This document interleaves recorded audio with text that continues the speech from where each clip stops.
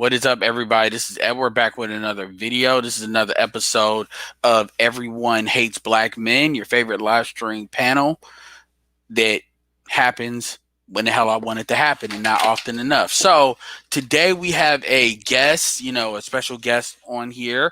You all kind of got a glimpse of him the other day. And we're going to talk about a couple of things. Part of it's going to be an interview. Well, it's going to be an interview, and depending on where it goes, we'll go in a couple of topics. And then maybe I'll do a live stream. Maybe I won't. I don't know. So the channel is his channel is in the description. Definitely subscribe to it. We're gonna ask. I'm gonna ask some questions that don't necessarily, in my opinion, get talked about on his channel. I've looked at a couple of videos, and these are more background questions, not too deep in the background, but just so you all get an idea of who he is. But these are not going to be like questions that's really. We'll get into some of the discussions as we get into it, but this is definitely not. This is going to be some you getting to know who he is. His name is CJ from I believe it's Nuanced Media. He'll tell you what it is. So let me know. I know I just started out. I meant to start it earlier, like maybe 10 minutes early in order to get it, lived up, but life happens. Shout out to Kevin Samuels for passing Derek Jackson. He is it's 735 right now. He's at this point, we're gaining almost I think 1,500 to 2,000 subscribers a day. So that's definitely really good. So we're going to have some interesting content. There's going to be some good stuff going forward. Shout out to Mediocre Tutorial and Reviews. He should be at 200 relatively soon. Shout out to the Poor Man's Podcast, too, who's growing. When I see these people grow, I go back and forth whether I want to really grow this channel or not myself.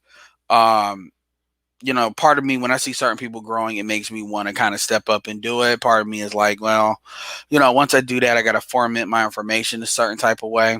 Do I really want to do that? But I know you all definitely want to get a higher quality of content. You all deserve it, especially some of you all sticking with my bullshit as long as you have. So, we'll see. But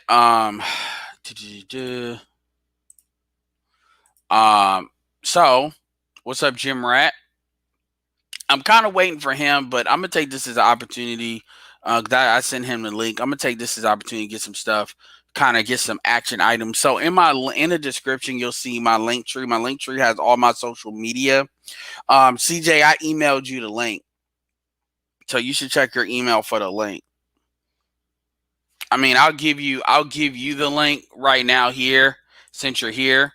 Any of y'all that press the link, I'm actually gonna remove the link as soon as I see these up. And any of y'all that come up, even if y'all ones that I fuck with, this is an interview, so I'm only pulling him up. So FYI. So don't get mad. I don't want to hear it. Yeah. Like I was saying, yeah. So click on the link tree, and it has all my social media. I actually need to change up the Twitter because I don't know.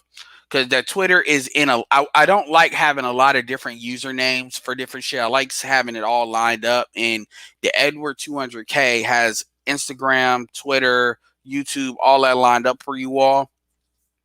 But that's not actually my main Twitter account, even for Edward Anderson. So I'll probably switch that up and just switch that one up because that's the one where I'm kind of making a lot of trouble.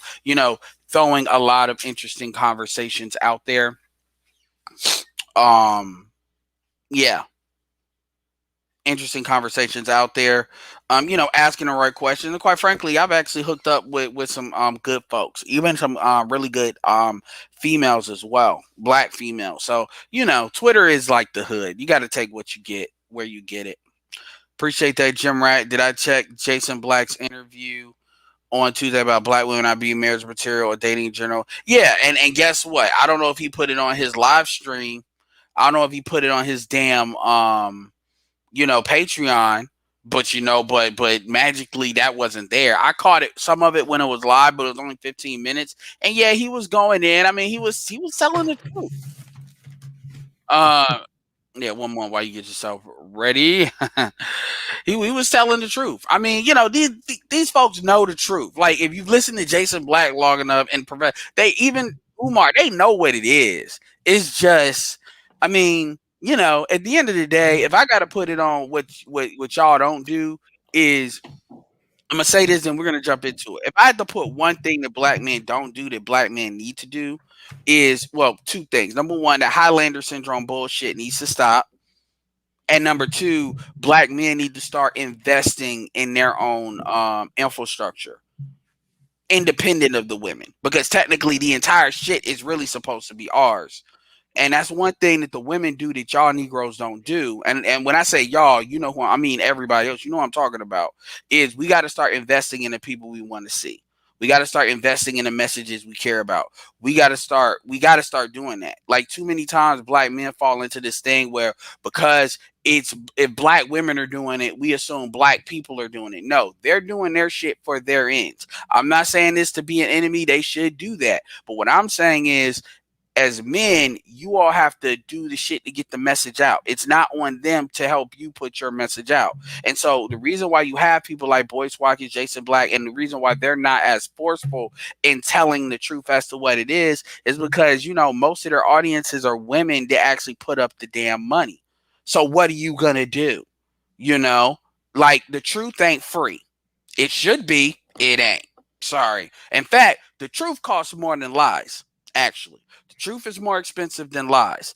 That's a fucked up world we live in. I didn't make it. It is what it is. Anyway, with that being said, like I said, I am your host of Everyone Hates Black Men, Edward Anderson, and we have a special guest online. I Yes, was this wondering is what that stood for. yeah, and that see when I put everybody hates black men, YouTube hits me for hate speech. Ironic enough. The only time they give a damn about black men is when a black man says that, which is a joke. It's a playoff for everybody hates Chris. But so I have to do EHBM. So I am your host, Edward Anderson. We have what's CJ on the line, but what's the name of your channel actually? CJNBN is the name of the channel too. NBN.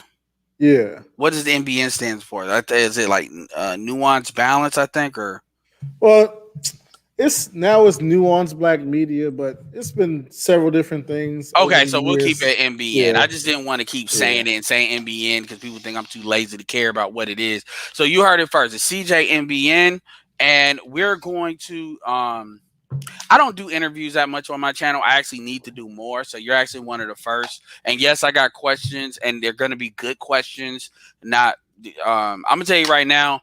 At least in the interview portion, I don't really believe in asking gotcha questions. That's an asshole thing to do. And I'd rather people listen to your channel, subscribe to it, they hear what you have to say in your own words. Because like the last video you put up, I listened to Oh the yeah. whole thing and I timestamped when I listened to it, but I actually listened to the rest of it, and then you actually address the thing in the comment, which is a lesson. Don't comment. If you comment, make sure you timestamp so at least they know what you're talking about. And number two, don't comment until you actually listen to the video and not just look at a title. And number three, generally listen to the whole video. At least let's do that with black men. At least do that. So anyway, with that being said, yeah, Apple spell check is garbage. So with that being said, let's start off from the top. So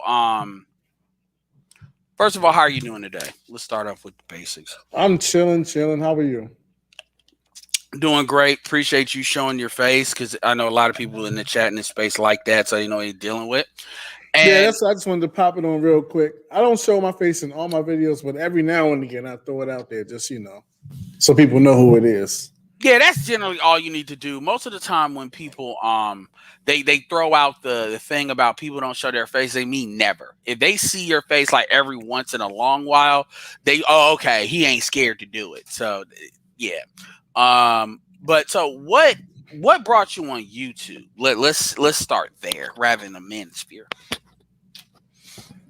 Well, I started off watching I ain't gonna lie, I started off watching Tommy and stuff like that. Okay. But then I think maybe a couple years later, I heard of O'Shea. I don't know how I forgot how I found out about him, but I found out about him. I started watching his videos.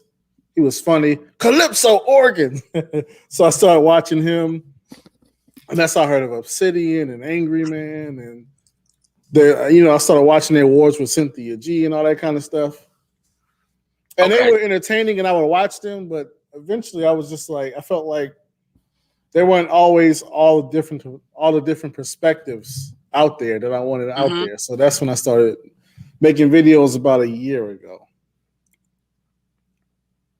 Okay, okay. So it sounds like you kind of found O'Shea during his Rumble days, like in that. Yeah, Uh, those days are very entertaining. yeah, because O'Shea is conservative, but there's different iterations. When I say different iterations, originally O'Shea's channel was a more conservative, whole black people accountable type of channel, but not so much so that he was cooning it all. Because it was one of those things that attracted, the white folks that like to see black people doing black people just talking shit about each other. But one thing O'Shea did, to his absolute credit, is he basically kicked all the white people away from his channel. He said this shit ain't for you, it was never for you, and if you listen to my channel you expect this to be like niggified world star, y'all need to go. In fact, no, y'all all need to go, because I ain't fucking with y'all like that. And he was one of the first people I saw that actually made it an actual point to say this shit ain't for you. As far as black women are definitely welcome to listen and have an opinion, even though the channel is going to be from a black man's perspective. And as you can see, he interviews black women all the time. But as far as white people, he said, no, no, no, we're not doing that. And I got a lot of respect for him, because building the channel with black people, particularly black men, like that's one of the hardest things to do, because black men ain't on YouTube like that. Black men ain't on social media like we're a small number to start with anyway. So his like 135,000 subscribers, that's a real hard get. That's not like, so anyway, that's great. So you came like post Rumble. Okay, okay. So you came with the crazy battle shit where the bullets were really, the last time the bullets were actually really, really, really flying. Okay, that makes sense. And what perspectives do you think were missing? Well, I felt like just different viewpoints and different angles of different situations weren't really being pointed out or shown. So, like, for example, let's say it's like an issue where um, a fight with like the recent event that just took place with the young lady getting shot. I didn't feel like the perspective of how black male leadership could have prevented that. It's like you don't really hear a whole lot of stuff like that. It's either this is all the black man's fault or this is all the black woman's fault, and we just argue back and forth. I didn't think it was a lot of stuff in the middle or stuff like that. Yeah, we'll definitely get into that later on, particularly with that issue. What I will say, as far as in the middle, the thing, there's different reasons why people come to that conclusion. I mean, the people that are coming at it from a good faith perspective, they don't see the middle as solving anything. They see it's easy to come and say, like, the well, we both messing up argument. Quite frankly, I'll say this: there is definitely room for channels that make that argument, and then I say that for a variety of reasons. Number one, because channels like that are channels that can definitely be channels where black men could come on and give the perspective, black women could come on. Like Bernard, I don't know if you know who Bernard Riley is. Oh Bernard yeah, I Riley watch this show all the Bernard time. Riley, even though he does lean more towards the brothers, Bernard Riley is kind of from that perspective. Black man's been married, is not somebody necessarily saying no marriage. The nuance, there are some channels like that, and they tend to grow better, and they do, because they can pull from both people, so that does matter. A lot of people tend to have this view that they can break down the nuance, but it's like saying it, well, black men are messing up and black women are messing up. That's like a conversation. That's kind of like a conversation that kind of escaped the real conversation. But what I will give on that particular video you did is you did take time to address both things. You didn't just say that, because some people they'll pull the, well, it's black men's fault, but it may be black women's fault, but we both need to do shit. Like, it's never just their fault. But you actually took the time to actually address both sides. So you all should definitely check out that video, because I actually shared that video um on my thing. So yeah. But yeah, there are room for that. Okay, so the nuance. And I can see you thinking that, like, in that era, because that was a crazy era. It It really was was. very entertaining though. Yeah, because it hasn't always been that way. Like the Google Hangout days, that you came right at the tail end of Google Hangout switching. So the earlier days, it was a little bit more balanced. And then what happened was, these women just kept saying niggas, like men would be like you, and then women will say, well, these niggas ain't shit. So it's kind of like, okay, well, it ain't gonna be, well, black men need to do shit, but also we ain't shit. Like it's all our fault. But absolutely, this stuff changes. So, you said you found Tommy and O'Shea. What are some other places? Do you only focus on this? Not for your channel particularly, but as a viewer of YouTube, do you only focus on like use YouTube for this kind of general space, or there's some other things like sports or some other things that you check out in the greater YouTube? I'm all over the place. Like obviously, I listen to the Manosphere, but every now and again, I'll check out Dave Ramsey, Joe Rogan. Okay, finance. Yeah, it's just all over the place. Finance and Really. anti-credit. Okay. No, don't worry. We got Ramil. Ramil is right on your team. We got plenty of anti-credit people in this space. Those are some of the most. You got trust me. You're in good company. I mean, I'm more of a be smart about it. But okay, Joe Rogan. Okay, really, really good. One guy you need to check out is Myron Golden. That dude's the truth. I haven't heard of him. I might have to check him out. Oh he is the truth. But I'll send you information on that later. Speaking of some super chats, shout out to did you catch Jason Black's interview Thursday about black women not being marriage material or for dating in general? Classic Live. Are you familiar with Jason Black? Yeah, I used to watch him, but I don't know. Overwatch, I don't know. Don't worry, he's annoyed. I've watched him for years, been a very big fan, Yeah, but I I, watched him I for kind of years as well. But I it's kind of like, get annoyed at him hating on his spear. I mean, he's got great content, but don't worry, I'm not subscribed to him at this point right now. Although, tonight on the Black Channel. I'm yeah, he like, come has on, some man. great lives, and his the business channel solid. But shout out to SMVGRV with the $5 super chat sticker, much appreciated. Shout out to Roger, report live, support the content that you deem necessary. Roger's a good balanced channel too. He actually has a Sunday show with all women. That sometimes he'll bring dudes on there, so definitely good. I listen to Tommy, but he is too much like conservative talk radio for the Blanco. Oh, for the for the Blanco, man, that's smart. No thanks. Still on the fence with O'Shea, but I can appreciate his role from afar. Wish people see Kevin Samuels the same. Well, people do see Kevin Samuels the same. So let's move in while I get throw out some other questions. What are some of your thoughts? This isn't a litmus test. I know you're cool with Kevin. That's why I'm asking it. What are some of your nuanced thoughts about Kevin Samuels and quite frankly, how not Kevin Samuels and how you think black men as a whole are dealing with like where his rise, the information he puts out? Because I know you had a video on that as well. Overall, I would say Kevin is very, very helpful and eye opening. Like from when I first started watching this content, like I knew we had issues, but honestly I did not know how many women really felt like if you're not making six figures, I don't even want to talk to you. Like I didn't know how many women felt that I way. want to pause you on that. Do you think it really helped? Did it really help you, particularly hearing it from them, from somebody that was just asking them questions and not trying to, push them into that? Like, did they like how they were speaking open? First of all, on Kevin's stuff, do you feel like these women are speaking openly for the most part? Do you feel like he's kind of manipulating them into the answers that they give? Oh no, they keeping it real because he'll be like, could you date a average man? Yeah. Could you submit to him?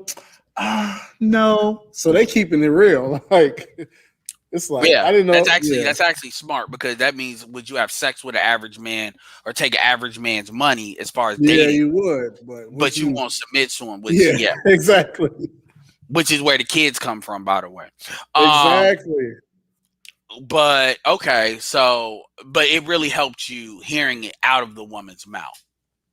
for sure. Because I knew it was an issue, but I didn't know it was nearly as bad as it actually is, and I wouldn't have known that without them saying it out their own mouth. Like it's like, wow, really?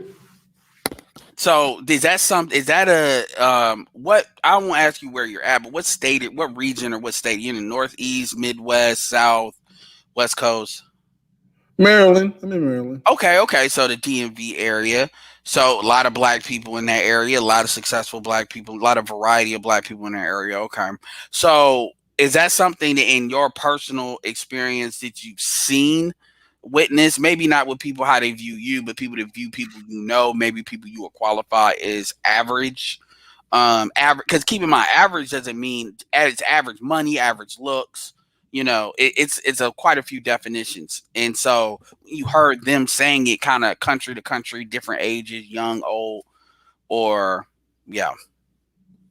It's funny because after listening to his content and seeing what's going on, that's when a lot that was going on around me started to make more sense. Like in terms of just the women that I know. Like I went to college in the area, and so Hmm. I know, like a lot of women just from like going to school with them and stuff. And there's so many women that I know early 30s, like myself, who they are they're relatively. I'm not saying they're like dime pieces, but they're cute women, and they have their own place, own car, look good, some in shape.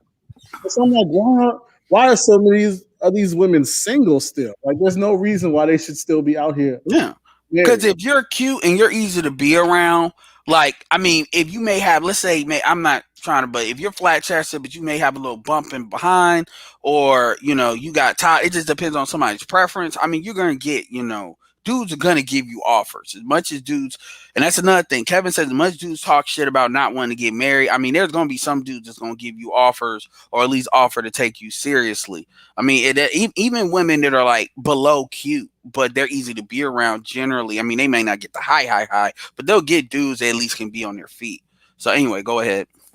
Yes. So like as I started listening to his content and just being on social media, I started to notice I know way too many women who are attractive enough to have a husband who don't have one.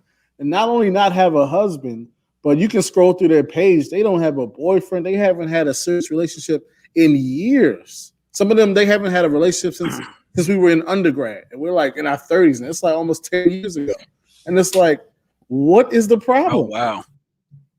Have you ever asked them, like, not like, because there's ways to have these conversations in a way that, they're not getting mad about it, but you're getting there. If you let them have their opinion and leave it at that. Have you ever asked them, some of them on social media or just, Uh, kind of like some of them, they'll tell you. They'll post about how the men ain't this and the men ain't that. But then oh, the other ones exactly. but then the ones who don't do that, it's like I can kind of figure out the reason because like if you read the captions, they post so many pictures of themselves and so many girls trips, right? And so the captions would be like you can tell by their caption how they feel like they're above the world. Like their captions like queen this and beautiful that and I need a man like this. So it's like they're attractive women, but they feel as though like in order for a man to have to come to them, he has to be like, one of these ball players or something. You can tell by how they carry themselves, like the arrogance is And you through the can roof. feel it. You can feel it, but it's different when you hear it come. When you hear it come out of their own mouth, when you can see what they look all at in real time. Yeah, it just hits different. I understand that. And what I was also gonna say was it's interesting you say that because actually I lost my train of thought. But what I will say is it hits different when you hear it come out of their own mouth. And there's a reason why, even though they'll post on social media, for the most part, that stuff can be kind of muted a little bit. It's only the younger generations is really, being really out loud with it. The older generations, like the Xers and even older millennials, are kind of smart enough to kind of have that opinion, but always leave it open ended. Because dudes ain't really trying to deal with females that operate like that, where they feel like no matter what they do, it's never enough. That's not conducive to a relationship. It's just not. Oh, this is what I was gonna say. Do you think that when they date a guy, they're measuring a commitment to a guy against their own freedom? And it seems like the guys are never measuring up to them coming off of, let's call it, free agency? That's the thing. I don't really think they really want to be free like that. I think they want to be under somebody. It's just that who they want to be under. And it's like they feel as though if I'm gonna be under somebody, since I got my own Altima, I got my own place, and I take all these girls trips, so my passport stamped up. If I'm gonna be under a man, he gotta, take me to Costa Rica and buy me a bag and red bottoms. If he can't do that, then I'll just be by myself. They Which is have an free agent. overestimate, yeah, they have a overestimated market value of what. Why do you think that is? Oh, it's a lot of different things. It's a huge problem is, and honestly, it started from a good place in my opinion. But years ago, black women, especially like darker skinned women, had self esteem and self worth issues. So there was a campaign put together to help with self esteem and self worth and make them feel good about being themselves and being black women. But as time went on, it started to go overboard. So now it's like the black woman is God and Queen Mother Earth, and now it's a whole, it's a whole nother level now. It's like they went from building self-esteem to deifying themselves. And so now if I'm a God, I'm only going to submit to another God. And that's why they're in the position they're in. Okay. Okay. What is your goals with your channel? And when I say that, like, do you eventually want to do more panels? Are you going to keep doing uploads? Do you want to do more interviews? Are you going to be kind of channel interviews like women, interviews men and women? Like, what are some of your goals? Like, if you had, let's say, 10,000 subscribers, like, what were some of the things you may shake up with your channel, or would you just keep doing the uploads? For example, like, there's a channel called the Poor Man's Podcast. They're growing really well. He's at like 27. He's a young dude. He just does uploads. So nothing. There is no wrong answer. It's just, yeah. No, I definitely would probably do some panels at some point once I, start growing and get bigger. Definitely different panels on different topics. And I wanted to be like broad, like, so this guy is pro marriage, this guy is anti marriage, this guy's been married. I want to do all those different types of things. Okay. Okay. Where I know you say you want to have the nuanced conversation. All right, Smirgo. Shout out to He Smirgo, wa- the he $5 super wildin'. chat. He wildin'. Well, Smirgo's young, so he's a millennial. So this is a question I'm gonna ask you. Cause you're a millennial, right? Like me, I'm 34. Yeah, I'm 32. Be 33 in Okay, July. okay. So, what is your opinion? I don't know. You may not know. You may not have like any kind of anecdotal evidence to go by with this. I have a younger brother that's 25, so technically he's like bleeding edge, barely in the between. But I do talk with a lot of millennials. What is your opinion on? Here's why I'm gonna ask this. So millennials will occupy the prime dating market, which is like 20s to 30s in about 7 or 8 years. So this is going to be their dating market. At that point, we know women's value peaks. I don't care what black women say. All women's value generally peak at like 26, 27. Now, and then it starts sliding. Now, did it slide like a roller coaster? Well, that depends on how these women keep them up. Does that mean they can't get nobody? We're not saying all of that, but we know their peak. They're not going to beat out what they could have been in their 20s and their 30s. We're talking about max potential. So with that being said, the prime it's same thing with having kids too, fertility. So their prime is in their 20s. So they're going to occupy the entire dating market in about 7 or 8 years. And so a lot of what we talk is going to be different with them. What has been your observations with how some of the millennials approach black women to black men versus maybe how millennials and maybe Xers did? Do you see any differences, or have you not interacted to know? Or yeah. Honestly, it's in my opinion, it's looking bleak for the future. It's looking bad Why do you say right that? now because let me see. Like watching Kevin's channel, like it's not just older women. It's women. I remember this one caller. Yeah, she was like 22, 23 years old, and she's just angry. Like that's part of the problem. There's a lot of younger women who haven't even experienced the things that previous generations have or claim to have experienced, and they're just angry. Like there's no reason for a 22-year-old woman to be so angry and One loud and nigga break up disrespectful. with him and fuck all black men for life. Yeah, it's That's just what it seemed crazy. like. That's why I don't. It's not looking good because I mean, like you could go to Target right now, right, and it could be like a 22-year-old working there, and you could just be coming up politely to ask her a question about something, and the attitude that you will get from just the average young woman is, oh.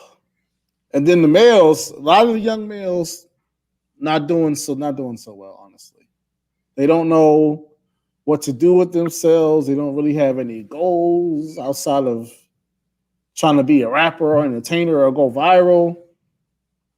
It's just it's not looking good, honestly. Yeah, I mean that's one thing that I here's my thing. My personal opinion is you're an adult and adults need to take personal accountability. That goes for men and for women. The thing is society tends to hold men, particularly black men, accountable. So black men don't got to try to be accountable. You're going to be held accountable whether you like it or not. Versus the women, because society wants to sell them shit, it incentivizes them to be kind of in a state in which they can do what they want, so it makes it easier to facilitate that. That's generally how I kind of see why these things are the way they are. But going back to the men, one thing I do take into consideration is a lot of black women grow up around a lot of dumbass niggas. And so if you I mean, so if you're looking at, you understand that black people in general, whether they're black or not, they tend to look at the world through their own bubble. Like what I say and what I actually deal with in my own world is completely different because I don't deal with motherfuckers that's even going to give them the opportunity to do some of the dumb shit. And I'm look, born in Compton, from Chicago, live in North Carolina. So I know what all the stuff is, and I do deal with people that would be considered street, but they're folks that got common fucking sense. They're folks that actually got something to lose, and they know how to control their shit, when necessary. Even if you're dealing with black women, it can be very assertive. They know when to check that shit without me having to tell them to check it. They know when it's okay to let it out. You know, like cuss me out. You cuss me out when it's just me and you. Don't cuss me out in front of everybody because that don't help you. It really don't. And I'm gonna leave your ass like right there, and I'll kick you out my car. Yeah, I don't do that. Like I don't do that. So like that video you did where you was talking about, oh yeah, well, men, if a man shows up and he's with his girl, or and he could just say shut up and get out, which I'll give you credit for saying shut up because that let me know you was serious about that Yeah, and because not just sometimes they need to hear that. yeah. I'm gonna say shut up, get in the car, and then if you like, well, nigga, who the fuck you think? I'm like, all right, man, peace out. I'll pray for you. I'm getting in the car. I'm fucking I'm leaving. praying for you. Yeah, no, I'm dead ass serious because then at that point I'm gotta fight females, and now I can be on the hook because here's the thing, I'm fighting women, another dude, let's assume they're not adults, right, and they're not minors. Let's assume it's like 3-on-1 and they're adults and they're not minors, and then I'm dealing with a crazy chick, which by the way I wouldn't because I would never deal with no one stupid enough to do that. But anyway, she want to go after 3 females like that, and then I'm fighting women. Another dude see that, all of a sudden, oh, it's this dude beating up all these women. Fuck the Now he cops. got to throw his cape on. Yeah, fuck the cops. And I'm not even gonna call it a cape. I mean, that's just how programming is. So these are things, see, women don't think about what we have to think about. Even something as basic as you tell women, okay, do you think all y'all deserve protection? He talked about that yesterday, Kevin. Do y'all deserve protection? And my thing is, every black man got a black mother, and a lot of them got women in their family. So if this dude gets himself killed, that's a resource they don't have because a random chick. Now, if it's a chick you dealing with, that's different. But we're talking about this idea of protecting random people. Now, look, ain't nobody gonna let a non-black person just beat the living shit out your ass. You on the ground getting pounded. But that's usually not how that situation is. Usually it's an argument that a woman can walk away from, and she chooses to escalate and then expect that got my back situation. It's another way I knew you was serious when you mentioned that, because a lot of these dudes, they will get broken up over some shit like that, and then they really be like, fuck it after that, because now they feel some type of way because you done took the pussy away. Oh, when he was trying to do the right thing. And see, women don't. Yeah, that was a true story. I remember when she came to me telling me the story. Like she wanted me to agree with her. Okay, so Like, this is a yeah, woman that told you this. Okay, go ahead. yeah, she was my long story short, she was my homegirl. Her and her boyfriend was going to the gas station. I guess her and some other guy, probably a white guy, was arguing over who got to the pump first. So she's arguing with the guy, cursing him out all in his face. The boyfriend gets out, tells her to get in the car. And so now when they in the car, she cursing him out now. You supposed to back me up. I thought you was a man. Da, da, da. So then she comes to me like a day or two later telling me the story. And she's like, yeah, I had to break up with him because he ain't have my back. I'm looking at her like, what? Like, you out here arguing with this man over getting gas at the gas station like it's the only pump there. But the issue is women don't see it how we see it because they honestly don't feel they will be hit. So, well, in her mind, it's like, look, this is our spot. We're going to fight for it. Whereas a man is like, look, it might be my spot, but do I want to fight this guy? I might win. I might lose. The cops might show up. Is it worth it right now? But she's not thinking about that because she's not going to fight herself. She's going to solicit you to fight. Because, hey, we've been disrespected. We got to fight. And so that's Yeah, so she I'm, really I'm gonna was. tell you. I'm gonna tell you, CJ. You don't have to share this opinion. Understand everything I say. It's on my channel. This is my opinions. This is not associated with him. If he agrees, he does. If he doesn't, he doesn't. Assume if he don't say shit, he don't agree. So I just want to say that for anybody else that may listen, women like that shouldn't be protected. What you just said. Any woman that will solicit another dude like retro. See, that's the same mentality when you solicit men, solicit sperm out of a man to have a baby.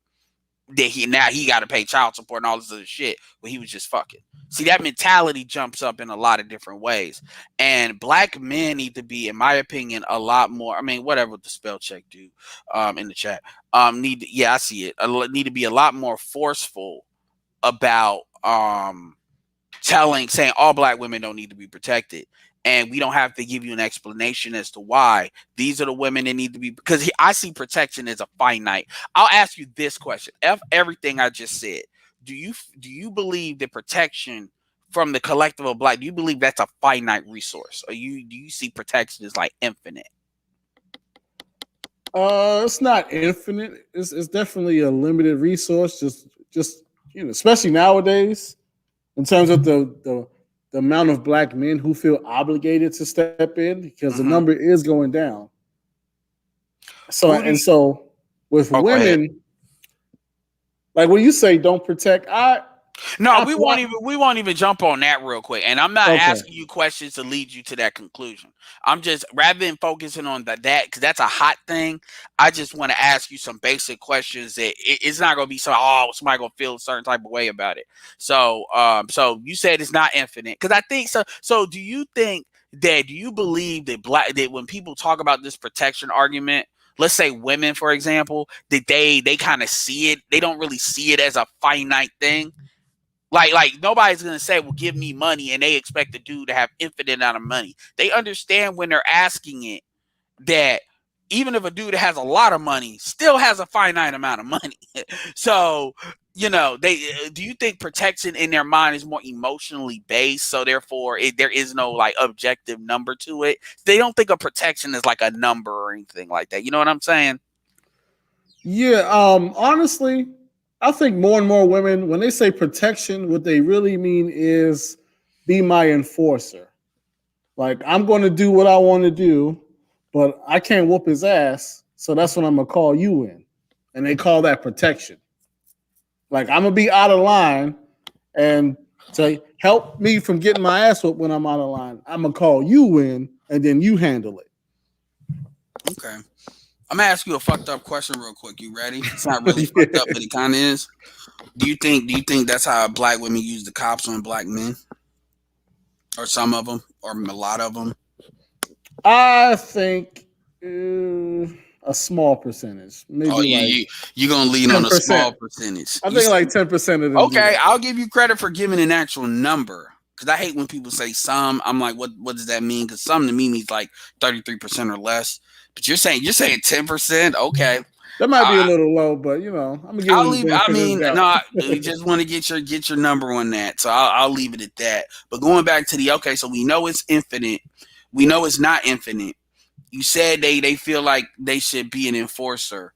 Um, do you believe that's the proper role of protection though? That enforcer piece. Absolutely not. I think a protector is like if somebody's getting out of line with your lady or a girl that you're around, you just step in terms of you separate her from the danger. Okay, Or you if said that on somebody, your video. Yeah, go ahead. Hmm. or if like, let's say you have a sister or something like that, and somebody's putting their hands on her, then you might address that male in terms of that. But in my opinion, here's where you lose your protection. If you are having like a heated debate or discussion and it could get physical, and I tell you, babe or sister or cousin, it's time to walk away, and you tell me you're not going to walk away, then if you don't get protected, that's on you. Because in protection, there's also guidance. So I'm trying to guide you out of the situation. I'm telling you that this is dangerous and we don't need to do it. And if you decide I still want to live on the edge and be in this dangerous situation, then if I defend you, I'm pretty much a fool at that point. Okay. So you primarily see protection as a removal from danger. Like you protect a child that wants to walk in traffic by saying don't do it. Now obviously it's a child, so you'll probably yank their arm if they still act like they want to go. But that's different from but you get what I'm saying. It's more Yeah, removal yeah. from danger. Okay. Um where where do you think, and I'm asking you some of these that this is a question I haven't even pondered yet. Where do you think they get that enforcer shit from? Oh man. Let's see. I know that might need a video because I haven't even really. That's a question I haven't pondered yet. Hmm. Because I don't know. if they don't have a dad around, then I'm like, they can't get it from like. So anyway, that's a question. Is shit that might have to go into the make a video list. I actually might that might be something where if I bring BGS up if he's still around, I ask him because I have two theories on that, but yeah, that's the theory mode. obviously I Yeah. haven't flushed it out. But one theory is it might come from single motherhood. So, like for example, you're a single mom and you have a son, and that son is going to go overboard to protect his mama, no matter what, because that's his mama. So then, when he becomes an adult, he may still be in that mind frame for his girlfriend or his wife, and so women expect that. Another another angle where that might come from is, let's see, the enforcer is this whole Mother Earth thing. If I'm Mother Earth and I'm God and I'm this and that, then if somebody is messing with God, you're supposed to step in. Do you believe that there's any that protection can really properly exist without a woman following? No, you can't really be protected if you're not going to follow. Because, well, actually, no, you can still be protected if you're not following the man.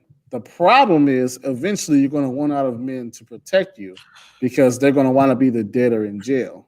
Yeah, I don't mean So, saying yeah, yeah, I don't mean saying that if a woman doesn't follow a man, they don't need to be protected. I'm just talking about the practicality of it. Like what you said before, look, the you know how they say communication, like verbal is not as large of a part of communication as all that we think. A lot of nonverbal is a bigger part. Emotional inflection is another good part. The words that come out of your mouth is actually one of the smaller parts, but it's kind of like protection. Like you following a man like that piece that you said when you say sometimes you gotta say shut up, like if it gets heated and you gotta knock her out, like the moment out of that state, or you pulling them from danger, that is a much bigger part of protection. Also, I would say, and I'm gonna ask you about this, what do you think of you telling somebody not to do something? Like for instance, let's say you're a father and you tell your daughter not to wear some, halter tops or some, ass showing shorts. Now we know they have hormones, they're a certain age, but we also know, you live in Maryland, DMV area, whatever, Chicago, whatever. We know how dudes are. Now she don't understand that because she don't know. You know, because obviously you're older, all of that. And then they then said team up with the mom because this situation's happened. They team up with the mom to say she can wear what she want to wear. We'll see at that point. Did that woman just not just not basically take the protection away from that daughter at that point by allowing her to do something that she clearly does not understand? You see what I'm saying? Part of it is listening to direction. Because even if you don't understand why the direction's being given, because at the end of the day, your father is gonna. Who can you trust if you can't trust your own dad? You know what I'm saying? Exactly. Or brothers will say too. And so when women have these trust issues and shit, it's like, well, who do you fucking listen to? Because I can show a lot of females they don't listen to the men in their own immediate family either, which they ain't trying to fuck you. Yeah, So there's a lot of that going on. yeah, so clearly they're not going to listen to black men that they're dating that they may or may not respect if they don't listen to the men in their own family. Like if you're an older brother, and luckily I got a younger brother, so I don't got to worry about all that. But you see how that stems out. In my opinion, like you have to, if you're not willing to follow directions from a dude, this can be a dude you pick to follow directions. Technically, you're supposed to be giving a dad. If you don't have that, you might still have brothers. It's going to generally have your best interest at heart. But a lot of times, a lot of dudes are not trying to protect women because they like, okay, she out here and she ain't listening to nobody. And then you go and you listen to Kevin, you hear them say that. And then in the same breath, they want to talk about why they not protected once they basically put themselves in the fucking trouble. And it's like, okay, so dude, like this is what never in my opinion, gets discussed. What happens, and I'm almost done after this, what happens is it becomes this emotional plea where, like, why aren't we being protected? Or this statement, protect black women. I'm like, what the fuck does that even mean? Protect, like, women just saying in knee jerk, protect black women. And it's like, really? Like black women are out here, like, they out here in the third world where they could really be fucked up. But A anyway. lot. What happens with the whole protect black women thing is most of the time when people bring that up is usually a woman who decided she did not want any male influence. So let's say she's a grown woman in her 30s, no husband, because I don't need no man. And it's like protector. Well, she doesn't have a protector because she doesn't want to be partners with a man. Or it's like there's a younger girl who has a father, and her father told her not to go somewhere to do something, but then she did it anyway, and she got victimized because where she was versus where she told her father she was is two different places. And so, That happens. yeah, and so it's like protection only is as effective as the person who's using it and utilizing it. And I so don't if you're not, yeah, Yeah, I don't want to make this a video about protection. I'm gonna ask you one last question on protection. How much protection do black women need from other black women? I ask that because black women can do things black men cannot do easier because they can fly under the radar because the seeing eye isn't really look like, let's say, sex, like women getting turned out by other women. Even fathers are not really thinking about that. And if they are, what are they really going to do? You know what I'm saying? Because their ability to handle that, like they might be able to handle a dude, is going to be limited. Or what about women getting, like what happened with this situation where women were in a physical altercation? Those are completely different calculations, and quite frankly, men are not really taught to deal with because you're just told don't hit women, don't do this, as if women don't do shit with each other. I mean, shit, women will take a razor blade to certain women, depending on what region you're in the United States, if you let them. And it's this situation, and the violence that women put on each other is not talked about, but it's a lot because women don't have the same kind of holdback. Like even a woman that is much bigger than a man, so it's not, I mean, a woman, so it's not like a man hitting them, but it's definitely gonna be higher than like the average chick hitting them. You know, them big handed, highly, Oh hell yeah. hormonal females, that it might as well be a dude bouncing their head off the fucking wall as to how much bigger than maybe a female that is, you know, that never gets talked about. You know what I'm saying? So I just Yeah. want to address that a little. What are your thoughts on that, whether they're random or not? And then we'll move on to something else. Well, yeah. Just to close that out, I think women play a huge part in protecting other women in terms of mom, grandma, auntie, imparting wisdom. Like when I remember, in our generation when we were coming up, mama, auntie, grandma, they were always shape and mold the younger generation of girls in terms of how they should dress, how they should talk, what they should and should not do with a man or for a man, when they should do it. And they gave them all this guidance that kept them out of a lot of bad situations. Like they would tell them, hey, don't go over there with that man unless this, and that. Or don't do this if you're not trying to do this, and that. Or you should be in the house at this hour because only certain things happen at certain hours. But now it's like a dog eat dog world, and Big Mama and Mama can't tell you nothing because she out trying to get herself a man Yeah. too. I call it the rise of the Tokyo Tony grandmothers. Exactly.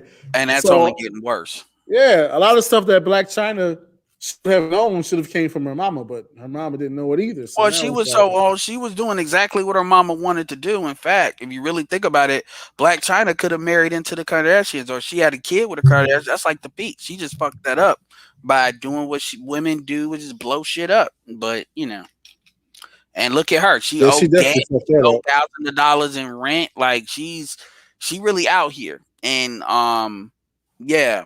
So anyway, so let's say what is it? So questions that what are some things you want to know about the manosphere? What are some questions you have for me that I might be able to explain? I'm gonna put the ball in your court a little bit.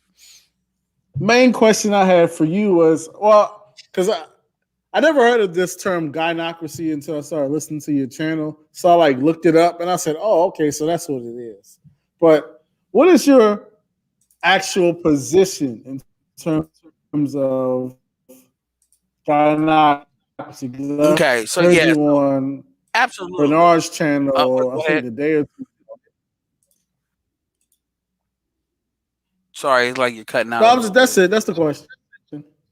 Yeah, because Bernard kind of caught me off guard a little bit because I thought Bernard is like halfway there, but he's not. He's there on the what, he's not there on the why.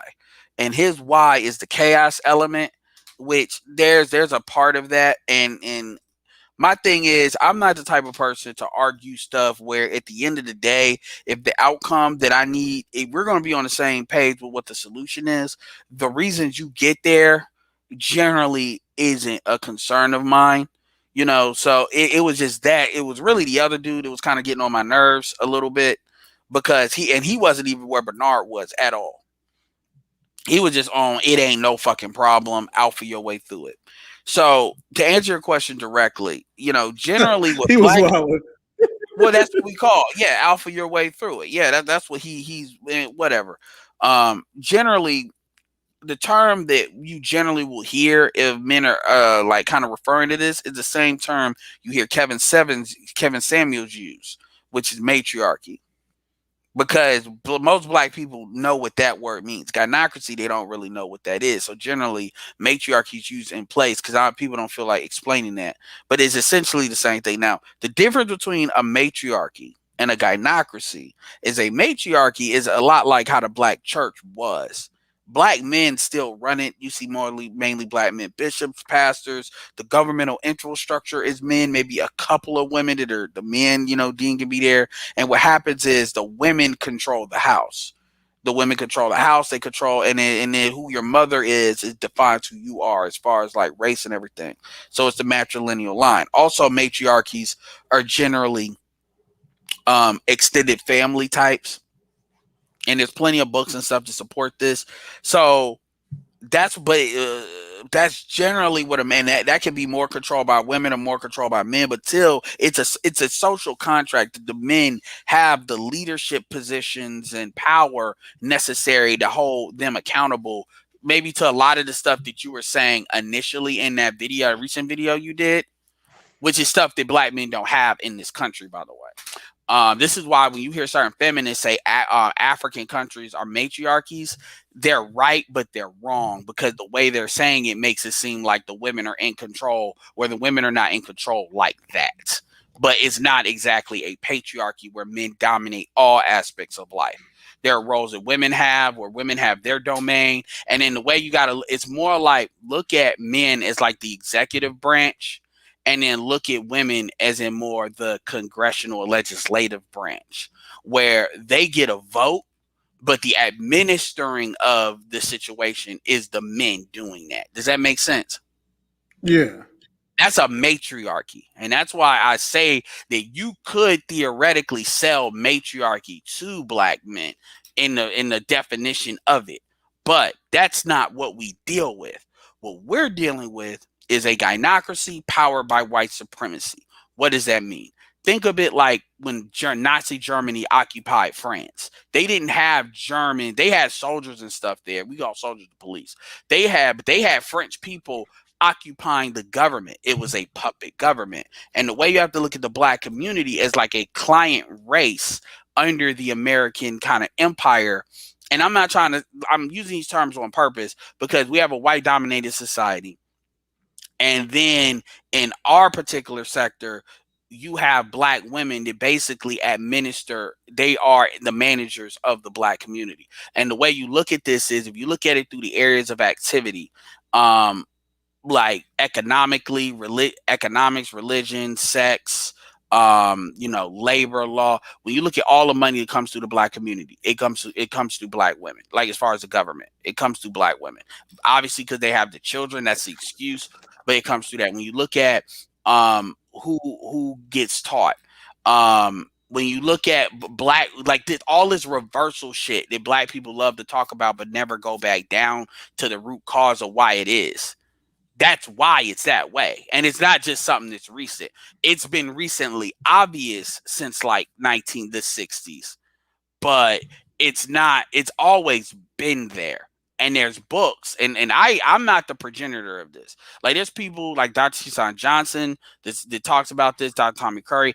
I got this from a guy by the name of BGS Igmore. So if you type in BGS Igmore gynocracy, he will I not heard only of it. map, yeah, he'll not only map it out, he'll map out books. He'll map out books black women wrote and pick a decade. Like even books as recent as like 1989, some of them more recent. That black women will map this out. Like black women will map out how they see relationships, and it sounds eerily similar to what we hear. They want the ability to basically fuck who they'll sugarcoat it, of course, to try to water it down. But they want the ability to have kids with multiple men, and we're not talking about hotep polygamous women. They want the ability to have kids with multiple men, and they want the ability to get protection from all men. And then they try to, butter that up to make that seem like that's the right thing. Um, and that men are supposed to typically do that. So you see, and then when you see the collectivity, so a lot of what you were saying earlier in the interview or the broadcast was more akin to recent women doing stuff. The thing that the recent women are doing is they're just loud about it. They're game goofy. Because the women before, like women we grew up in the stepdaddy era, where the women knew how to let men, if men were doing shit that they benefited from, they knew how to let men be on cruise control and feel like men. They knew how to say, okay, this is your stepfather. You can call him by his first name. Your real dad is father. When you in this man's house, you need to respect this man's house, but your real dad is your real dad. You know what I'm saying? And they knew how to let the men work that out amongst each other. These are the women I grew up around. But that's still kind of more matriarchal because the women is still benefiting from that. But now these women, because that wasn't passed down, they're just out here taking a dick, putting it on the table, saying, you need to kiss my ass. And they don't understand why men are rebelling against that. A big reason why men are rebelling against that, because you can't be that obvious with it. Because then men are going to respond a certain type of way about that. They just are. Um, But basically, what the gynocracy means, in short, is the women are able to leverage white supremacy in order to control you. So when you do something they don't fucking want, especially when they have you in a compromised situation, like you have a kid with them or you're married to them, they can use that white man in a variety of different ways because they have a different relationship with that white man than you do as a black man. There's black woman will never be considered a threat to the dominant society because women in general can't turn over a society. They just can't. So, and when you start to look throughout history, you start to see that even back in slave days, and we can even go back to daughters of trade that predate slavery, but after the slave, it's always been set up this way. And men have always made this assumption that black people are we, when black women, for the most part, has been on this woman is first bullshit. And then the integration just created opportunity for them really to kind of declare their independence. And black men are just now figuring out. And to be fair, most black men still don't get it. And I don't think most black men are really capable of really seeing it because you have to dismiss a lot of things in your ego to really understand this. Also, you have to kind of, a lot of black men got a deep love for black women, and you have to kind of step outside of that, in my opinion, in order to see it for what it really is. And that's just going to draw conclusions that black men just can't accept. Now, me personally, I try to tell dudes shit like intercultural dating, because I get the genetic piece of it. And I'm not telling black men to not date ADOS black women because I date mostly ADOS black women. But you got to be aware of the environment you're in. But, these niggas don't want to hear that. But go ahead. Okay, so let's, for argument's sake, let's say that I'm with you and I agree that we live in the gynocracy, right? So my question to you would be, do you believe that if men, more of us, because some of us are, but do you believe that if more of us stepped into our full manhood, that women would automatically, well, not automatically, but naturally fall back eventually? What I would ask is, what does that mean? With step because when I start talking about that, I apply that as breaking some eggs. And see, people have this, it's kind of like saying, well, if black men do, there's no such thing in my opinion as a peaceful coup, a bloodless coup. There's no such thing. And so, and when I say blood, I'm not talking about violence, by the way, like with our women. That's not what I'm talking about. But people have this belief that, well, black men, let me define to you what I mean, what I mean when you say that, what I think when you say step into manhood. That's going to be better. Part of that is you removing any kind of support from black women. When I say support, I mean financial support, meaning that black men, it's just like what Malcolm X said, when white people asked, do you believe that, black people should want, could white people support black people in their own independence? And Malcolm X kind of said no. He said no, not at first. He said black people have to be completely autonomous and independent in order to really be able to do that. And like, then we could accept hell because we're accepting it on our own terms. It's the same thing as to what the men have to understand.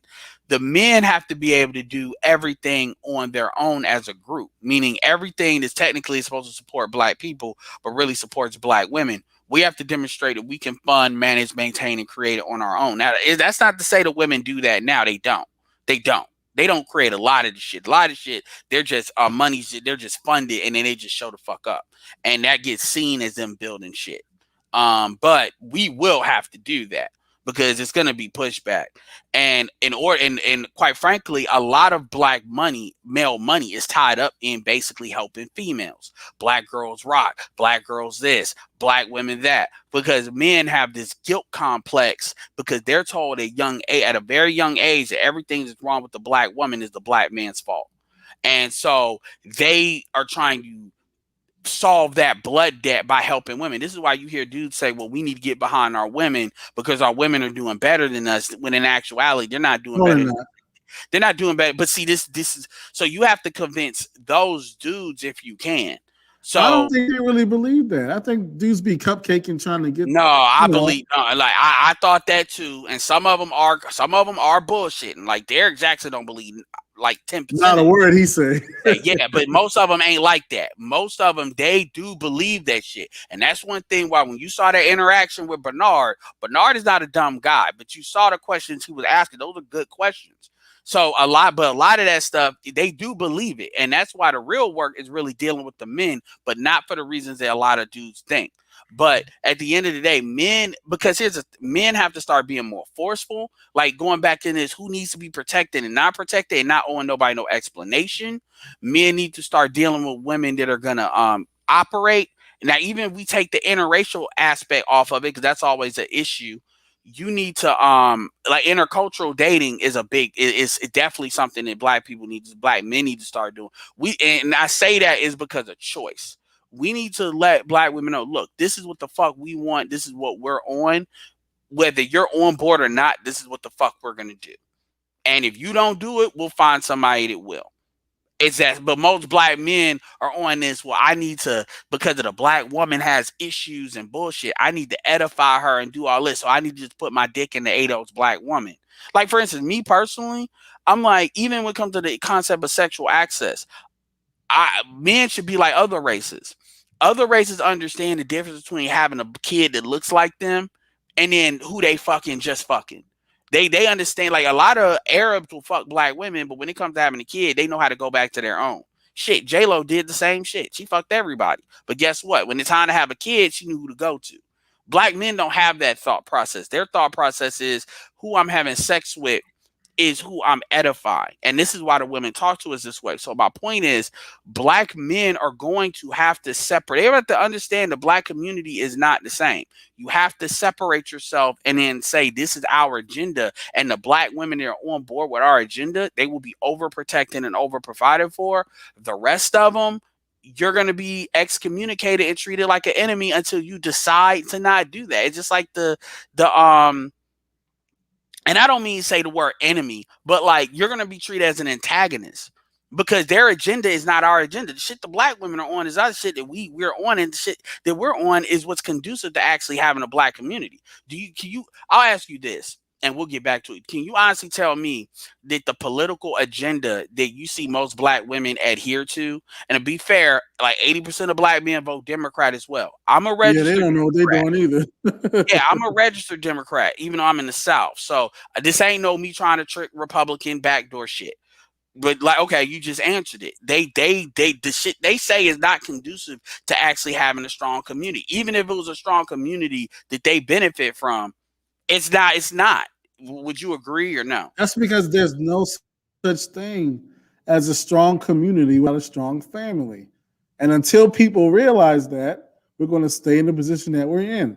We're talking about everything else under the sun except for a strong family. That's why things keep getting worse. We Yeah. want to. Now, who do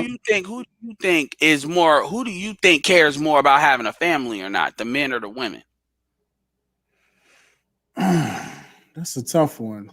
Well, the women get everything that the women need that a family is supposed to provide. They can get from the state. Now, when they can't, oh, Not everything. that's when they want enough to where they talking the way they're talking right now. And by the time they actually need the stuff that not everything you're going to talk about, that's when they want to talk about where the good men are. That's when they expect men to basically fill that gap. But starting off, especially with our women, they tend to want to use the state to make up for that. See, you can't have a family. See, you can't have a family. A woman with kids is not a family. That's a woman with kids. A family requires a man. Without the Yeah. man, there is no family. And see, men and then it becomes well, why aren't men there? And this is where people are allowed to say, well, men left the home. That's actually a lie. Black men didn't leave the home. Black women technically left the home. It's just because they got the kids, technically, they want to call it black men leaving the home, or black men were pushed out for a check. There's a lot of shit going on there. But it ain't this idea that black men just walked away from the family. That's actually not true. And that's something that You black talking people about like to the 60s? all of that. Like the But I would welfare was say created. nowadays is a slightly different. No, Like well I would say nowadays, nowadays, go ahead. I would say nowadays there are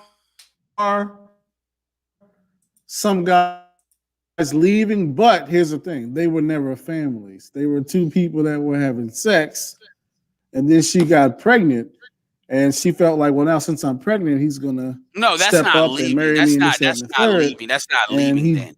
doesn't do it, but Yeah, and that's he's not wrong leaving. for not doing it. But at the same time, No, he's yeah, not. I disagree. He's not wrong at I'm all. just talking I mean, about. Huh? yeah. Oh, you saying that's what the woman says? Yeah. Yeah. When I say wrong, I mean like wrong in the sense of you don't necessarily got to be with her, but you should still be as active as a parent as you can. And Well, some I guys, don't think I don't think that now that see those are two different things. Because understand when a woman says leaving, they're talking about leaving them. It ain't a whole bunch of dudes out here if they do leave, they're leaving because it's been shit put in front of them. Like I'll say it this way: a man is not supposed to be no superhero in order to be with their kids. Like, and even Shahrazad Ali says that you're not supposed to use child support against a man. You supposed because you are harming the child when you do. When look, I'm not saying a man is not supposed to take care of their responsibilities, but what I'm also saying is a man's presence alone, a woman should not put prerequisites for a man to be around them kids. Point blank, period. Especially if I he's agree with that. like, there is no excuse. I don't give a damn if he ain't paying no money. Because at the end of the day, if he ain't paying no money because he ain't got no money, then you shouldn't have fucked him and let him nut in you. The way I look at it is you chose to have sex with a man. You chose to let a man go in raw. You chose to let him bust. You chose to not have birth control on your own. You chose to not wear the morning after pill. You chose to not get an abortion. These are 6 decisions that a woman has to make versus a man just has to make 2 to have sex with a woman and not wear a condom. And then all of a sudden we make it like it's his fault, which is something women do to absolve them from responsibility. And Shahrazad, shout out to Mediocre Tutorial Reviews. That's a great video to check out when he breaks down what Shahrazad Ali said at the end of it, like, and she brought this up about, a man's presence and your harm. That's look, denying a child their father because you're mad, and she acknowledged that black women are mad and some of the things they got to be mad about black men is legit in those situations. She didn't act like men ain't doing nothing to piss nobody off, right? She said, like, I'm saying that's a form of child abuse. That really is. And the law doesn't really deal with that like that. But a man at the end of the day, if you're not married, I'll give a woman, even though women break up the marriages 80% of the time in the black community, even though they're 1/4 to be married, and more men are married than women. Um, but um, but yeah, the women, if you're not married, then he didn't leave you. He never made the commitment, and you haven't. And this is why I would give people that argument a lot more if abortion was illegal. Because if abortion was illegal and a woman could not get married, then as BGS would say, the shotgun marriage protocols would be more in place. And then that's when it's more appropriate to put more pressure on a man to commit because you shouldn't be having sex with her. But out here, women fought. And by the way, it was white men who originally wanted abortion to be legal, and they used women to fight for this. This is how stupid women are, and I'm talking about white women in particular. But women fought for the right to abort, and black women use that option a hell of a lot of times. So compared to other women, so my point is, and I'm gonna wrap it up, is women are too. They shouldn't even be allowed to say he left me because you choose the father for your children. So I will ask you this: all that bullshit I said, I'm asking you, do you think that if out of 1 to 10, so you could take 10 slots on what a woman wants in a man, generally, where do you think fatherhood lines up and what she's thinking on when she's evaluating a man to sleep with? Oh man, this is going to sound Yeah. bad, but Oh no, honestly, yeah. I'm I gonna don't. tell you the answers you're giving. These are good answers for people to subscribe to you, and I'm letting you ask them. This is good shit. These dudes. I mean, I can tell. So go ahead. Yeah, this is going to sound bad, but it is what it is. I honestly think Mr. Negative Man put 32, but in all seriousness, I honestly think that the majority of women these days do not consider how good of a father you will be until after they are pregnant. And so at that point, it really doesn't matter because the baby's coming anyway. Yeah. 'Cause So I don't think it's so on the out of list. I one to don't think they. 10, so you're saying it don't even get on the 10. I don't think they think about that until after they're about to have a baby with somebody. Yeah. Ask a So woman what do yeah, they want in a good man. I never hear. I hear God fearing. I hear all this other shit. I never hear father. Here's a question. Is it one of these questions that are devastating questions, but it never really intimidates black women or make them mad or women in general? Ask them. This is actually a question to really determine the headspace of a woman, and you can ask this in a general conversation.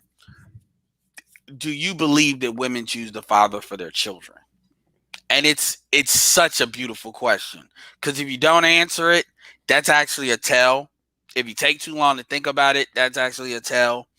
If you answer, the right answer is yes. And what I find is non-black women tend to answer this question. Not eight of those black women tend to answer this question correctly. But if you ask African American women, it's about 2 out of 10. 2 out of 10 to the answer to yes. The rest of them, they either try not to answer it, they try to overthink it, or they say no. yeah, that's pretty much what's going. Like honestly, it's like because there's a lot of things that should go into making that type of decision to have kids. Like, okay, what is our financial situation at? Where are we going to live? What type of schools are in this area? What if we're going to have a kid? When should we get pregnant? Because you know that if you depending on what month you have the kid, that determines what year they have to start school. So they have to start school later if you have them in the winter months, like a lot of stuff. But I don't think we really think about that honestly. No, because that stuff is required in longer term relationships. And one of the things that Kevin talked that she showcased is a lot of women that they're in long term situationships. Like they're just with a dude to just be with a dude. But all the shit that you said is like the furthest thing from their mind. And just to flip this too, you know, if I hear a black man says, "Oh man, she crazy, but that pussy's good though," I tell him I actually get very hostile, and I've You gotten shouldn't be hostile. saying that after 24. Because as Yeah, a young well, no, man, I hear the I've done shit that at as our a young age. man, but after that, it's like you too old for I that. hear the shit at our age. And That's say ridiculous. only air where ask a question and the answer is yes, only I do that. You're absolutely right. But I'm letting him talk a lot more than what I usually do because this is a formal interview. But real talk, I tell dudes straight up, and even dudes that are young like that, I say, look, at that point, anything she does to you is your fault. Because what you just demonstrated to me, look, man, I don't care. Women can act the way they want to act. I just don't like the deception. If a woman is very obvious about how she gets down and very unapologetic, kind of like a Cardi B type, where she's like, even like a Megan Thee Stallion type, where they're very obvious, they can get violent, they can get angry, they get jealous easy. At that point, as a man, if you choose to fuck her anyway because the pussy's good, then I get it. It's easy for me to say that. I know what good pussy feels like. But at that point, you are the logical person. You have control over your life. So anything she does is your fucking fault. It's your But fucking see, fault. yeah, And I actually and I hold ain't gonna dudes lie, more I've done it. accountable than that. It was. Go ahead. I'm not gonna lie, I've done it. It was exciting. She was fun. It was all over the place. You never know what to expect. But I was in my early 20s. If you're 30 still doing this, I don't feel bad for you. You got When she niggas. had some dudes pull up to your house telling you to come outside because they're gonna jump you. That's your fault. After Yeah, 25, there's really no excuse for it. yeah. So this is not something, and I actually hold dudes a little bit more accountable on that end because dudes will just casually say that. And I've heard, and women won't typically casually say it, but women will say it if you know some of them long enough. But the point is, it's about accountability. So if you're dealing with crazy women or women that they demonstrate issues, that by definition you're allowing that in your life. And plus, a lot too many dudes have a poverty mentality. This is again why choice matters and dudes exercising their choice matters. So nothing I'm saying I don't apply, because all the stuff that you talking about as far as having kids and what school, that's in context of a long-term relationship. And a lot of dudes are not thinking that way, and a lot of dudes are not even selecting women based on that. Like they're not really looking at what's in these women's head. See, I'm gonna say this, and this is gonna sound bad. Culture, me, is like a virus. If you have a bad culture, you're gonna pass that down. If you deal with a woman and all the women, most of the women in their family are single mothers, you'd be a motherfucking fool to think she's gonna be different. Yeah, we definitely have a culture problem. A huge culture problem. You can see it when like certain stuff goes on and everybody's co-signing it, and you'll be the only one sitting there like, "What? Is Yeah. that? Things have gotten so bad that sometimes when everybody's agreeing with some shit, I'm thinking maybe I'm the crazy one because everybody else seems to feel like this is a cool thing to do. Well, the initial thing too is when black people say feel, like, including black men, but also women that are adults. I feel like. This is how you know you're not thinking, you're feeling. And so, and if you want to sell some shit to somebody, that's when they feel. Do you mind if I bring somebody up real quick? Oh no, that's cool. Yeah. The BGS is the only one that can come up if I drop this link. So any of y'all will be ignored. I appreciate it. Y'all make sure y'all hit up my super chat. I put in the link for his channel. We got enough people watching where y'all should be giving him a good boost. You hear what he's saying in his own words. So if y'all listen to me and ain't nothing he's saying that y'all should be like, fuck that nigga about. Um, Yeah, yeah. like I remember the True Kitchen situation. And I'm like, why would they do that? And I was thinking like, yeah, he should have told, he was good for telling them off because they was wilding out. But it was so many people thinking that was saying like, I can't believe he said that, and this music is our culture. It was so many people saying that he was That's the wrong. gynocracy. It was so many people saying he was wrong that I started thinking, well, damn, maybe I'm tripping because that's how crazy it gets. Where it should get so crazy that you'll start thinking, if everybody thinks this is good and I'm the only one thinking it's bad, maybe I am the crazy one. No, But it's then you just gotta be like, no, yeah, if you look at the gynocracy, like you look at white supremacy, like Tarina, she was saying the system of white supremacy. A lot of it makes sense because a lot of like, for instance, if a black man was talking down to some white women, how white people would feel some type of way, and they'll try to make it seem like they got their opinion is legit, but really that's what it is. If you notice in the conversations that black men and black women have, a lot of black men and black women will have that same thing where they'll be like. This is a dude that owns a business. We know how hard it is to do a restaurant in general. That's one of the hardest businesses to do. Then he's a black man. Then he did something posh. Then he got black people to support it. Clearly, I mean, what about the black women that were there? Because I think more black women, well, in restaurants in general, more women support regardless of race. But you know what I'm saying? What about what about the black women that got some damn sense? It was only a couple of like tables doing that shit. yeah, And see, dudes don't only a ever think few. about that. Like, And dudes don't they ever. happen to be plus size too. Let's not forget that. That's it, exactly, and then a Some lot of hefty that, heifers. which means, and here's the thing: nobody talks about this with weight. When you weigh like that, your hormones are out of fucking whack. That's what your hormones are, and this is the same thing with the Micaiah Bryant thing. Women, their hormones are off the goddamn chain. This doesn't always mean it's only fat women doing this, but this is also something that's in it. So you got black women that got over like more testosterone than a lot of women. There's something to that too. Then you have the hormones that are out of control, and then you have they have never been checked. Because let's stop acting like black women really get checked in the black community like that. Not Like, since they left their mama house. no, yeah, exactly. And so when a lot of women, like the big thing in the manosphere now is, well, women need to check other women. And I understand there is a role for women to be dealing with other women, but women cannot do that until the men demonstrate they can protect those women. And those women are not going to be protected if black men don't have the ability. And this is my next question. Do you believe that black men understand the difference between a good black woman and a bad black woman? Do you believe black men can actually discern the difference between the two? Oh, a good one. Yeah, I know. I'm asking you some. Yeah. I would say maybe half of us do. Because honestly, here's the thing, and I'm not going to lie, I suffer from this too, up until a year or two ago. A lot, and you can see this all over TikTok. I got to do a video about that at some point. But a lot of black Are you on men, TikTok? yeah, I just more so just watch the videos though. Okay. But a lot of black men, and just honestly men in general, don't really know how a man is supposed to be talked to or respected. And so a lot of us really believe that like a woman getting loud and disrespectful disrespectful and telling you what to do and threatening you, a lot of us believe that's just how it is. And I ain't gonna lie, I've thought that for a while too.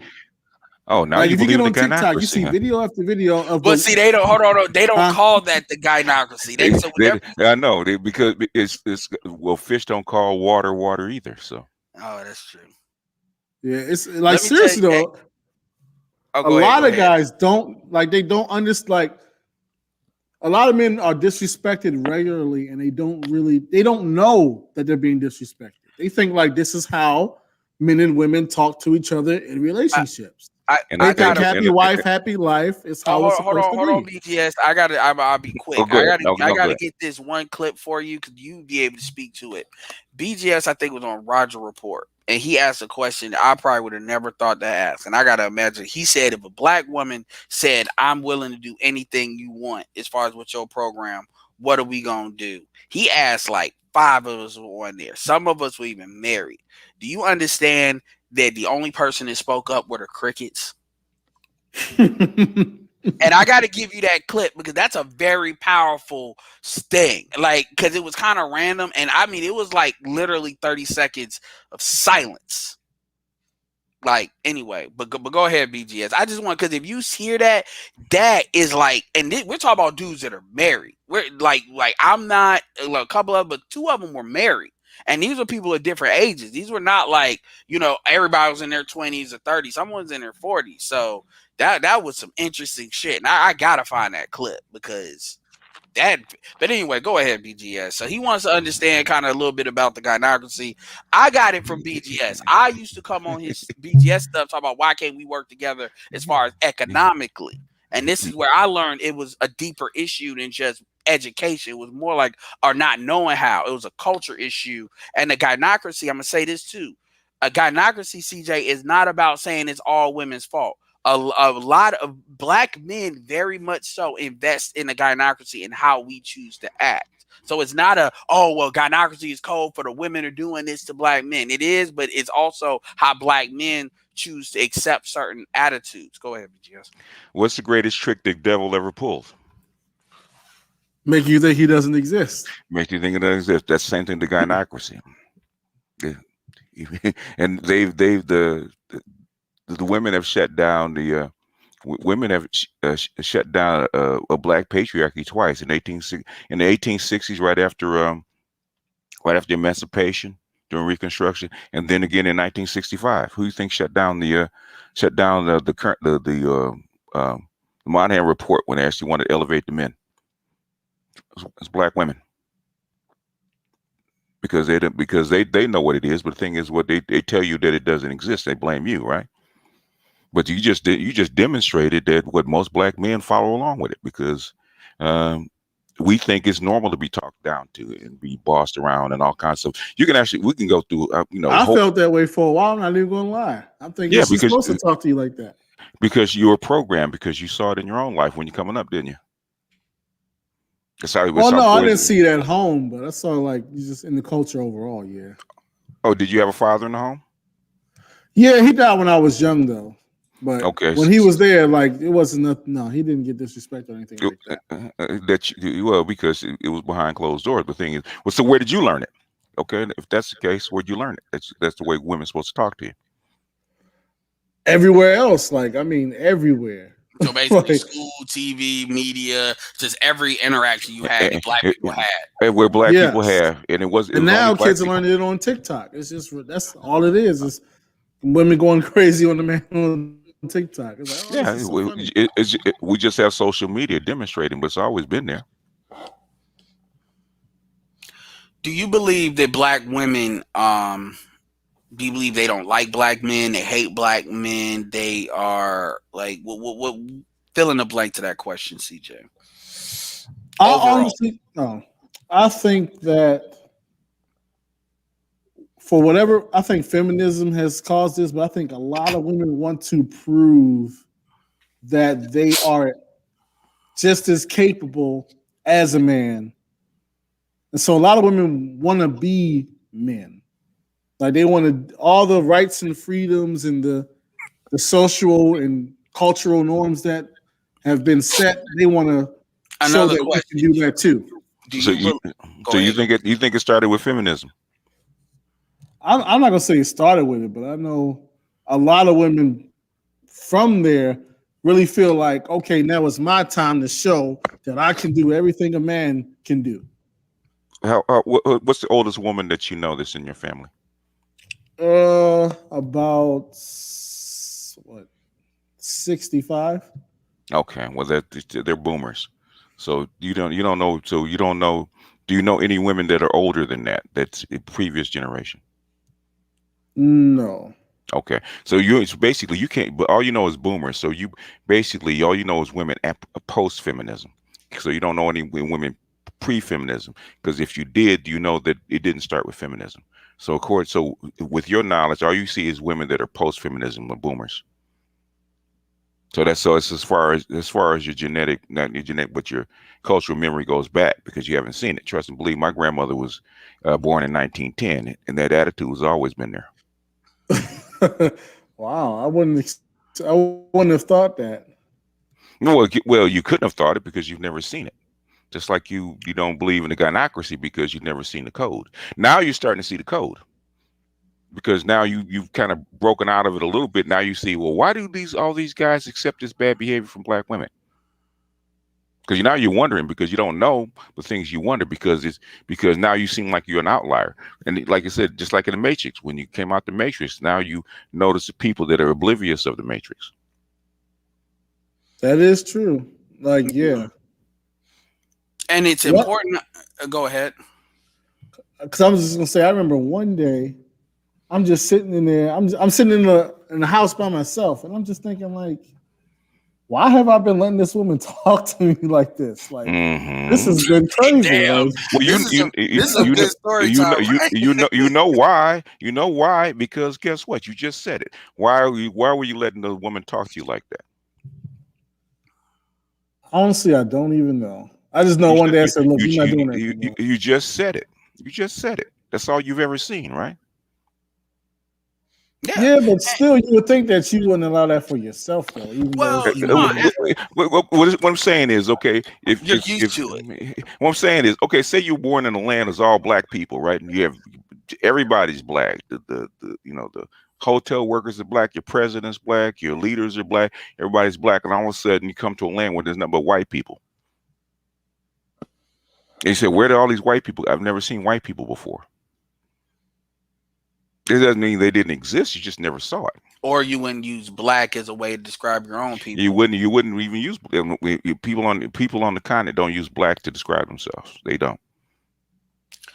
Um, because we all went through it. This is, and that's one thing that black men need to understand. This is no, some people like to say that, oh well, that's how it is in your household. With you said it's the opposite. It was more like you just saw it everywhere else. But they like to act like that's one of the big things when people try to go against the gynocracy, when they say, oh, that's how your household, 'cause you bitch made, but I ain't like that. And a lot of these dudes that say that, I They mean, don't they even live, have they a woman in the household with them. or they They living just up be under talking. women. They no, well, no, they be living up under women, like where everything's in their name, they ain't got a job. But you know what I'm talking about with that for the chat. No, for real. No. These would be the big but my thing is, here's the thing. The reason why this is important to understand is because when people say things like step into your manhood, that never has like a real meaning. And what we end up doing is it almost becomes do more shit for women, get your shit together. So you like, this is where this 100% pay everything 100% comes from versus 50-50. Now, I'm not saying that you should not be in a position where you need a woman to do stuff 50-50. You should strive to not be in that position.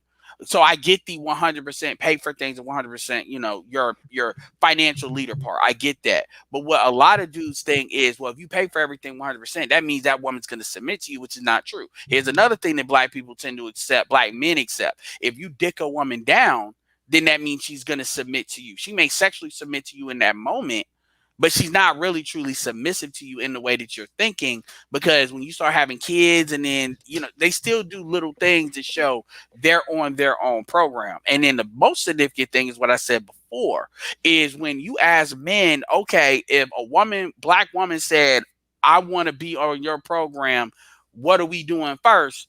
The most devastating thing is the fact that a black man would go blank. Don't have a plan, unfortunately. Because he's so not used to a black woman saying that Mm. almost he automatically goes blank. Another thing too, and I'm not going to bring the interracial shit into it necessarily, but as black men are used to, we are socialized to accept this bullshit. So what that means is that makes it so black. See, this is where the gynocracy fucks women up long term as far as having mates. Now other women see this and they may try to go after the quality black men, whether it's quality, I call it genetic currency and I call it economic currency. It's kind of like a report card. They're going to start raiding the best of the men because they may not be able to get away with certain shit with their men, but it may not be a big deal for them to get a black guy because maybe they're like, look, man, my great grandkids are still going to look like me. I'm just dealing with this dude. And then the kids are going to go back with what, yeah. And at that level, there might not be enough men at that level available. That too. So, and versus the women, this is where the gynocracy hurts women because now we can start talking about how women don't get out of the sexual marketplace early enough, how we celebrate our older women, not because they're elders. We said not like a Shahrazad Ali or a Sister Soldier. We celebrate the women that they still got it at like 50 and 55 and shit. So what is that doing to the younger women, keeping them from getting their shine in like the black public domain, so to speak? Which is something you only see with ADOS blacks. Latin women don't do this. Latin women push the older ones out for the new ones all the time. White women do this for the most part too. You also see the women competing against the younger women, so they start telling the younger women fucked up shit. This is a big reason why the stepdaddy program got fucked up because they basically didn't tell these women how to maintain it to keep you in that tolerance mode because you wouldn't have asked the question. Here's the thing, CJ, answer me this: would you have asked those questions that you asked had your woman not been always on your case about dumb shit? It's a difference between maybe you do something to piss her off and then she flames at you versus she just flaming at you because whatever.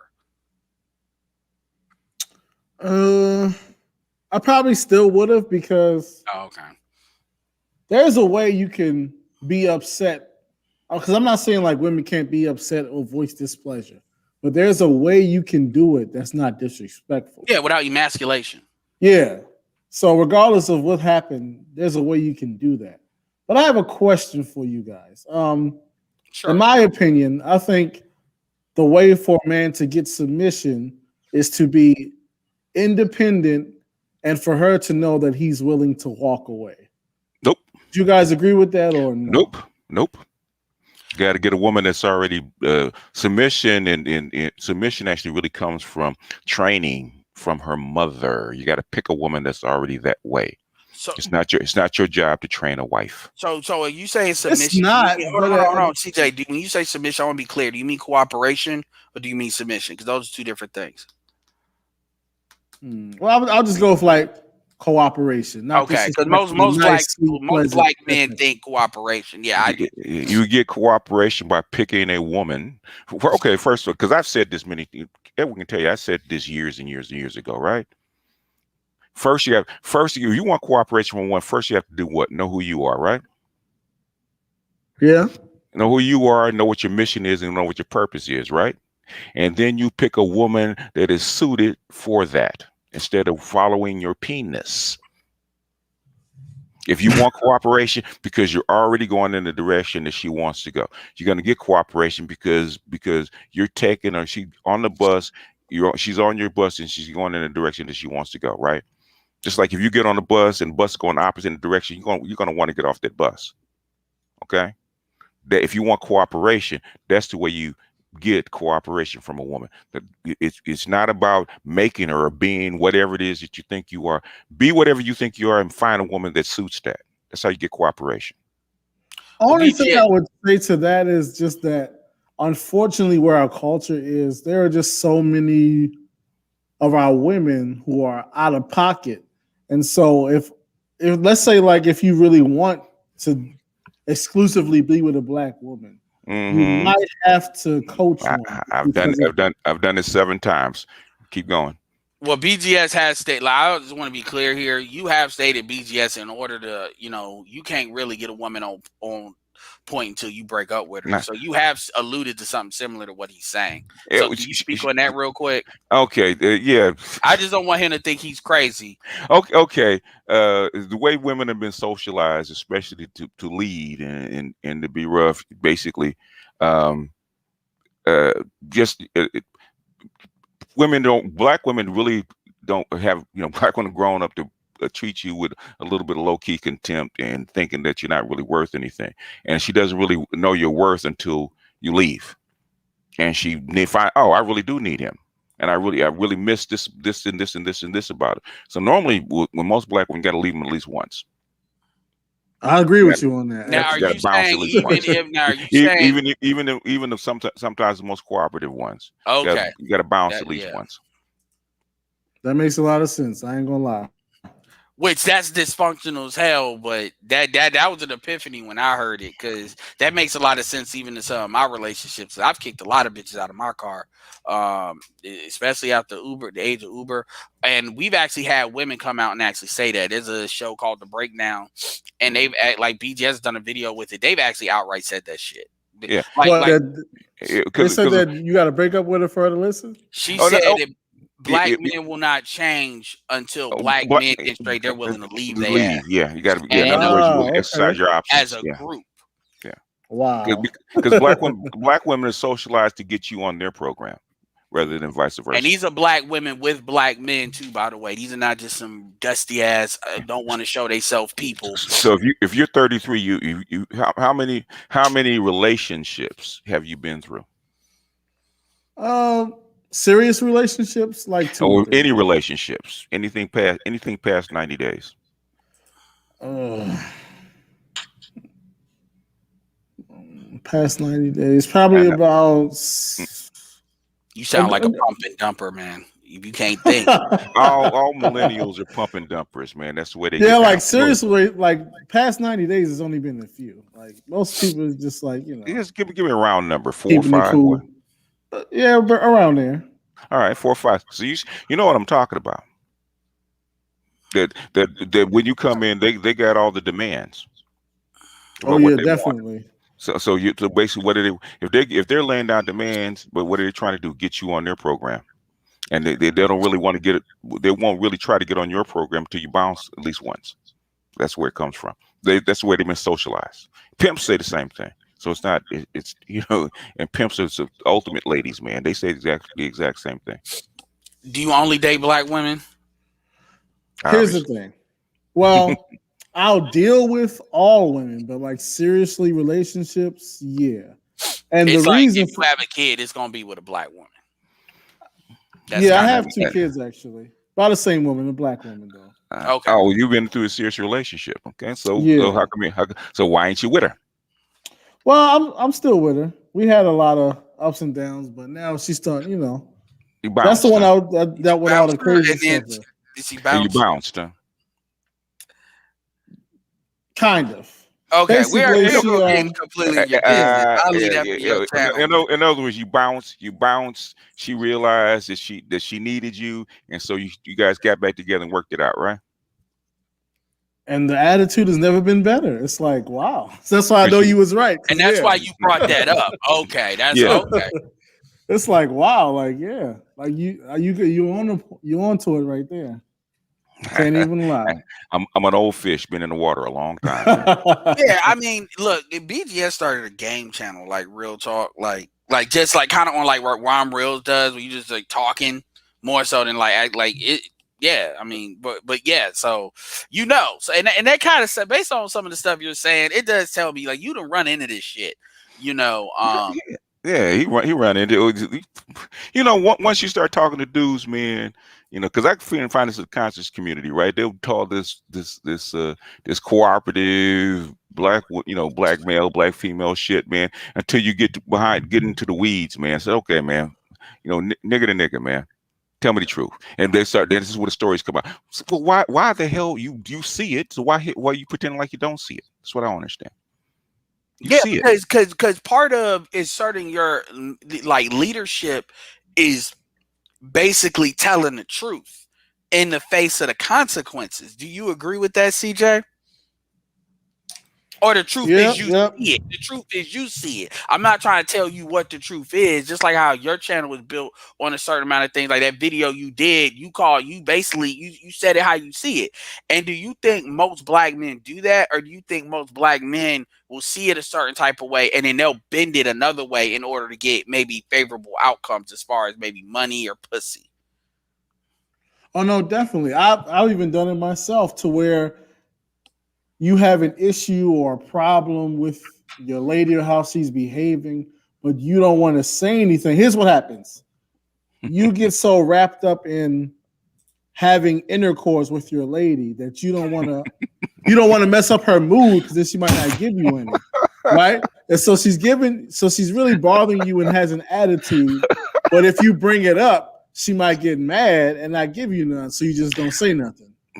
So But why you think dudes still deal with crazy pussy in their 50s? in their 50s, I don't know what's wrong with Yeah, because he said You after do 24 know something's what's wrong. wrong with him. You He do know said what's after wrong with him. 24 something's wrong with him. It No, basically that's his no, stance. He's too old for nah, that. nah. It never gets too old, man. The thing is, you have to you have to Well, it's an either addiction be at with it. that point. Hell yeah. I mean, I'm not gonna act like I haven't dealt with crazy pussy, but I realized Oh, we never all again. have. Yeah, I said never again because hmm if a woman hmm say, you know, Keep living. Keep living. well, if it happens again, it's gonna be because she was able to hide the fact that she was nutty for a good Not amount of time. necessarily. Not necessarily. Because if I see it, I'm not there because I don't need them problems. Yeah, I ain't even having Not a necessarily. conversation with you once I realized you crazy. Nope. Not Yeah. necessarily. You get you a 8, 9, or 10. It's a little off. And you go, Even with that, because I'm at a point now where you can And be most of them less chicks can't cute even as fuck long as like you're not, that. Them crazy ones can. That's how come you're crazy. You see an 8, 9, or 10 walking All around right, and she ain't hooked up. we gonna keep it a little. I'm gonna Okay. get it because this We'll is keep it clean. I'll keep it no, clean. no, you good. No, that's not that. I'm gonna go into something a little bit more light. Because all these questions I'm asking is kind of designed to give my audience kind of an idea how you think of everything. So this is really great. This is really great. So what do you think about black men and thick versus fat? What are your thoughts on that? Oh man, I can't even lie. I like me a little thick sister. I ain't gonna lie to That's you. cool. Give me an But example. Give me an example like celebrity wise or something like that I can maybe visualize or social okay, media person a or something. thicker one. Because when Let me people say think. that, that can mean so many different things depending on. Like who's thick? Like right on the line, but a couple burgers you'd be over.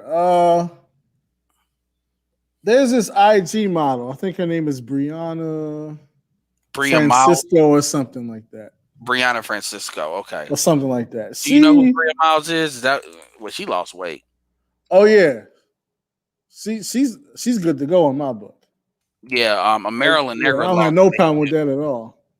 So, okay, go ahead. But yeah, Wow, this one. who are you Yeah. talking about? Oh, I pulled her up.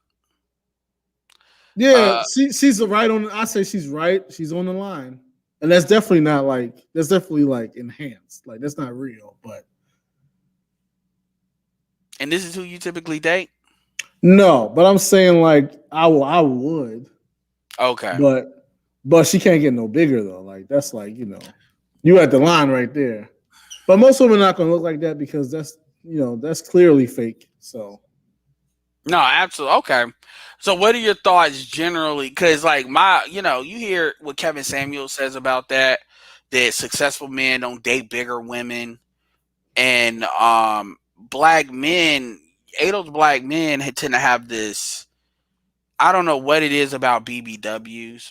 Like, I understand a woman having ass and titties. I get that. But it becomes like this width of it. And what would kill this is the thing. I'm not here to tell you what to like, but what I am here is be able to be clear on what you want. so she built like LeBron James. Well, no, I don't like Archer. Wildin'. I don't like what I don't like is dudes trying to say like thick is BBW and you know what I'm saying? Because it makes it harder to tell these women they need to fucking lose weight. And then even on the enhancement stuff, and there's nothing wrong with, you be saying that that's enhanced, that's fine. But it's kind of like women like to try to blame us for their own body image and shit. And I do think in some ways black men do kind of push that weight shit up when you really talk to them. And I think that's a conversation that black men need to have. Like, look, it's always going to be bigger women. It's always going to be there. The question is, should the average woman be like some of the motherfuckers that call Kevin? Now, that technically that woman you said is not representative of that, because at least she got a face of some shit. But you get what I'm saying, right? I mean, she got 1 million subscribers, so clearly she got Yeah. incentive for She us. looks enhanced though. It's Oh, not she all Yeah, her. definitely is. So she's added some to her. She's a She big added a girl, lot. but yeah, but she's not that big naturally. yeah. Yeah, to the point where, because a lot of people don't really understand, a lot of these women, even if they're not getting surgery, a lot of black women will get pregnant, so they have the hormonal change. Something that's very quiet as kept. They'll get pregnant to activate certain hormones, and then they'll have an abortion. A lot of these women will take birth control if they believe birth control can make them bigger. They will do shit like that to make them bigger, and then they'll try to blame us saying that we want them bigger, when in reality they doing what the fuck they want to do. But what are your thoughts on that? Honestly, I'm not gonna lie. So I find big women sexy sometimes, depending on the proportions and all that kind of stuff. But here's the thing, and this is what a lot of women don't realize. When it comes time to marry, men want to marry a smaller woman, like the one that he's gonna have on his arm and be with every day and have kids with. He wants her to be smaller. So he might think you're sexy and all that stuff, and he might date you, but like generally, if he's going to marry you, he's going to say, "Look, before we get married, I want you to get down to such and such." I mean, black. I mean, yeah. That ideally you would think. Okay, so I get the mentality is there. Okay, that's actually really really good, because a lot of folks, that's something that I've never heard that people don't really bring up. So that's good. Do you? So basically, that kind of sounds like that a lot of dudes be fetishizing these BBWs, because you typically don't marry fetishes. It may not be an absolute fetish, but it seems like that a lot of that is going into a sexual fetish versus something you want to keep, claim, put in the wifehood. Because if she had kids, she gonna get bigger. So Yeah, because and then as you get older, you start to work out less and gravity and all that kind of stuff. So and also, let's just be real. Like in the bedroom, you can do more with a smaller woman, throw up in the ceiling and all that kind of stuff. you let And these so you niggas talk. want to marry a smaller one. You do. Okay, okay. Have you ever been out of the country? No, no. That's something I'm working Okay. on. But it's No, like, it's cool. It's cool. I'm just asking, like, have you been like West Coast, East Coast? Because I know you're Maryland. I mean, yeah, Clutch. He's yeah, from the yeah. DMV area. He's from Maryland. Yeah. I've been all over. I just haven't been out yet. Okay. I mean, ain't nothing wrong with that. I mean, I understand. I'm just like, we all, trust me, I ain't been out in a minute. My passport's actually about to go up. But okay, okay. So is there any other things that you because you got the gynocracy dude down here as far as questions on the Look at gynocracy. CJ. He on a page. I can tell.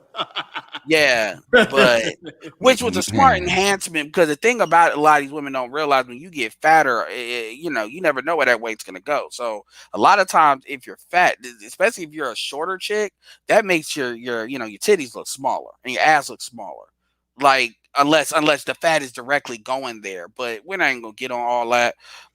Really. So is there any other thing you want to kind of communicate, or about you, about the channel? Any other questions you want to ask either me and him now that you're there? Shout out to Xanatos Clutch, Stick His Fat. This is a white supremacy psyop to make us believe we don't deserve thin and healthy women. I don't buy into the we all like they well, clutch is clutch. But absolutely. But yeah, any other questions you have to ask us? Because this has actually been a really good interview.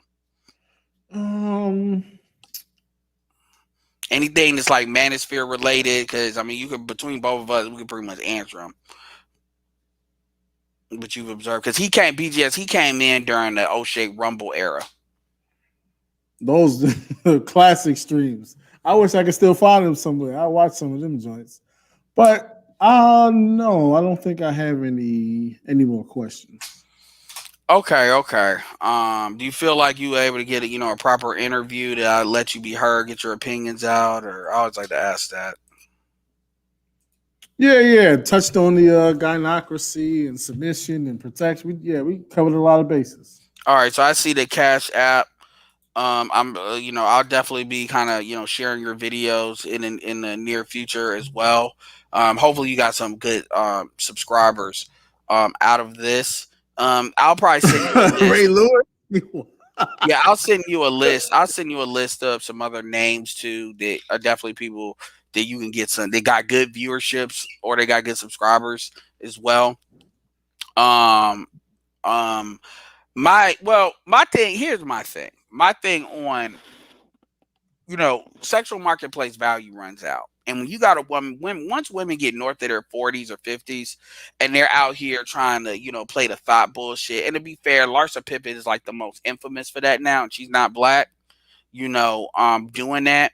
It's goofy. And it's goofy irregardless what race you are. It's goofy because it looks like you're trying to fucking hold on. It really does. And there are women that are attractive.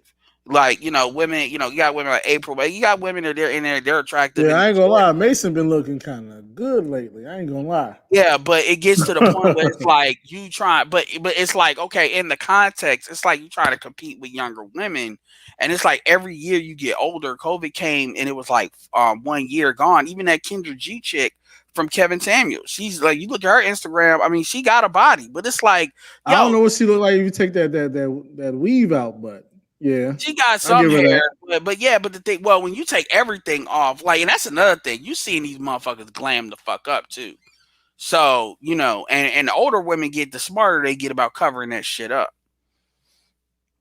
So, no, yeah, yeah. So it just, yeah. The last thing I did want to ask you, did you see that video that Kevin did with the women saying that we don't need you black men and the therapist?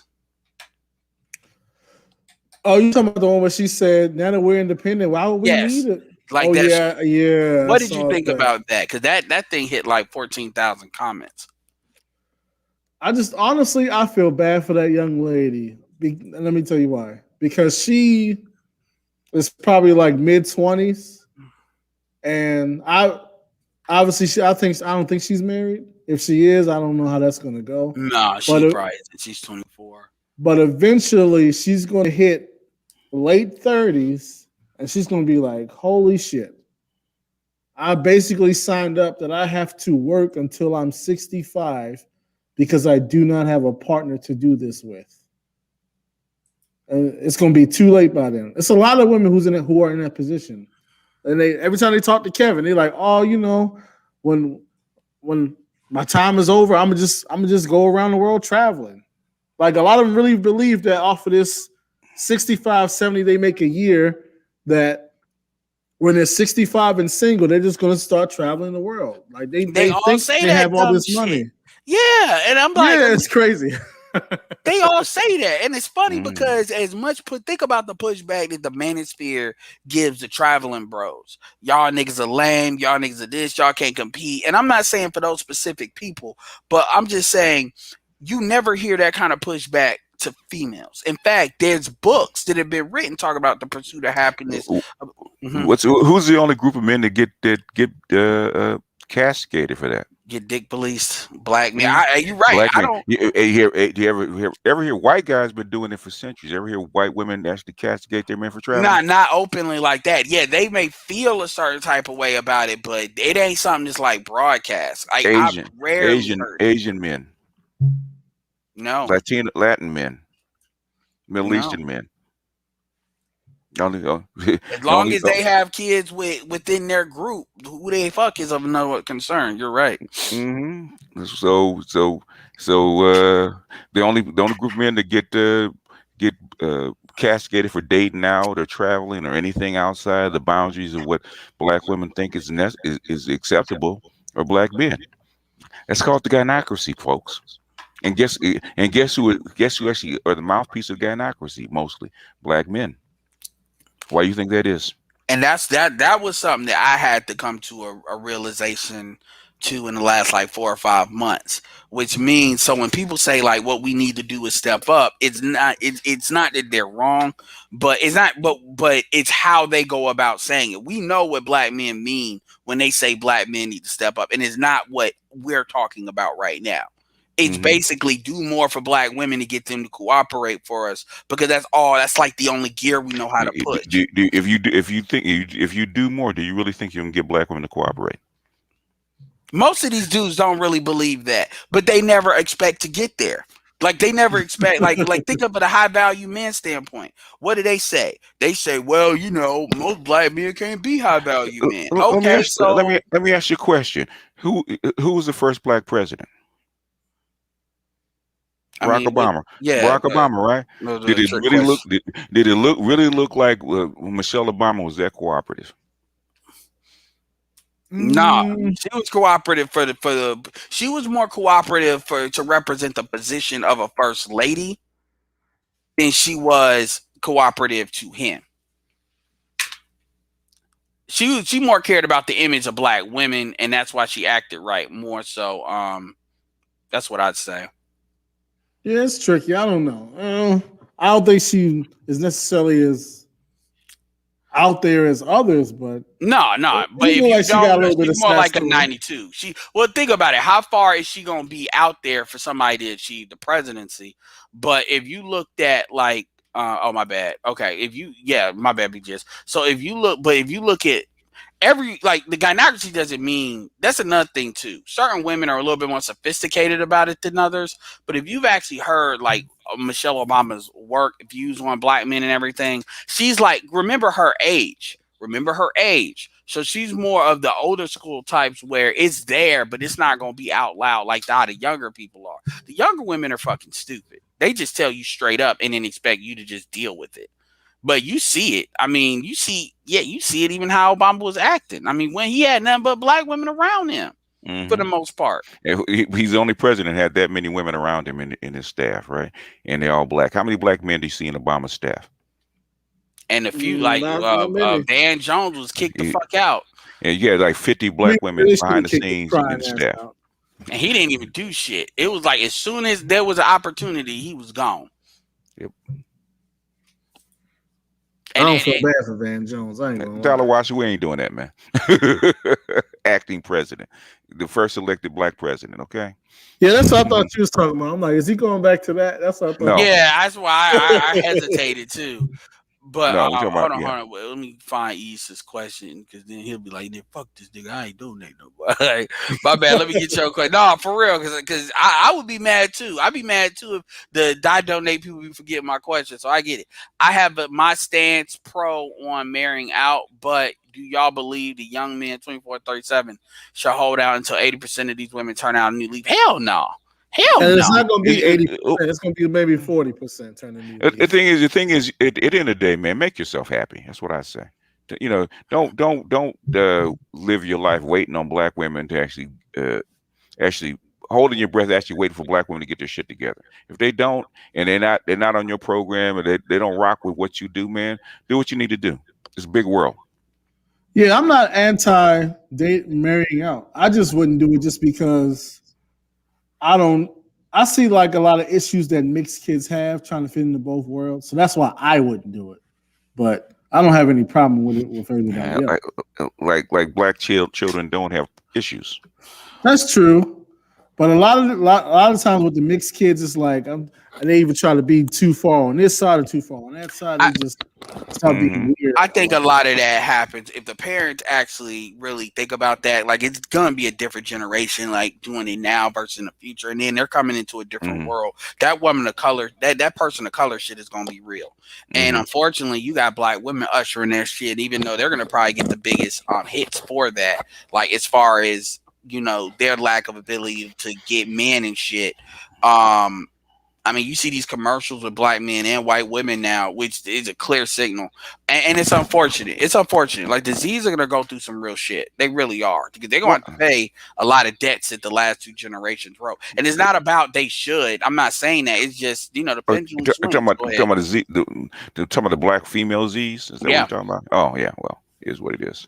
Or, Yeah, I mean, yeah. or they don't have to. All they have to do is change their behavior.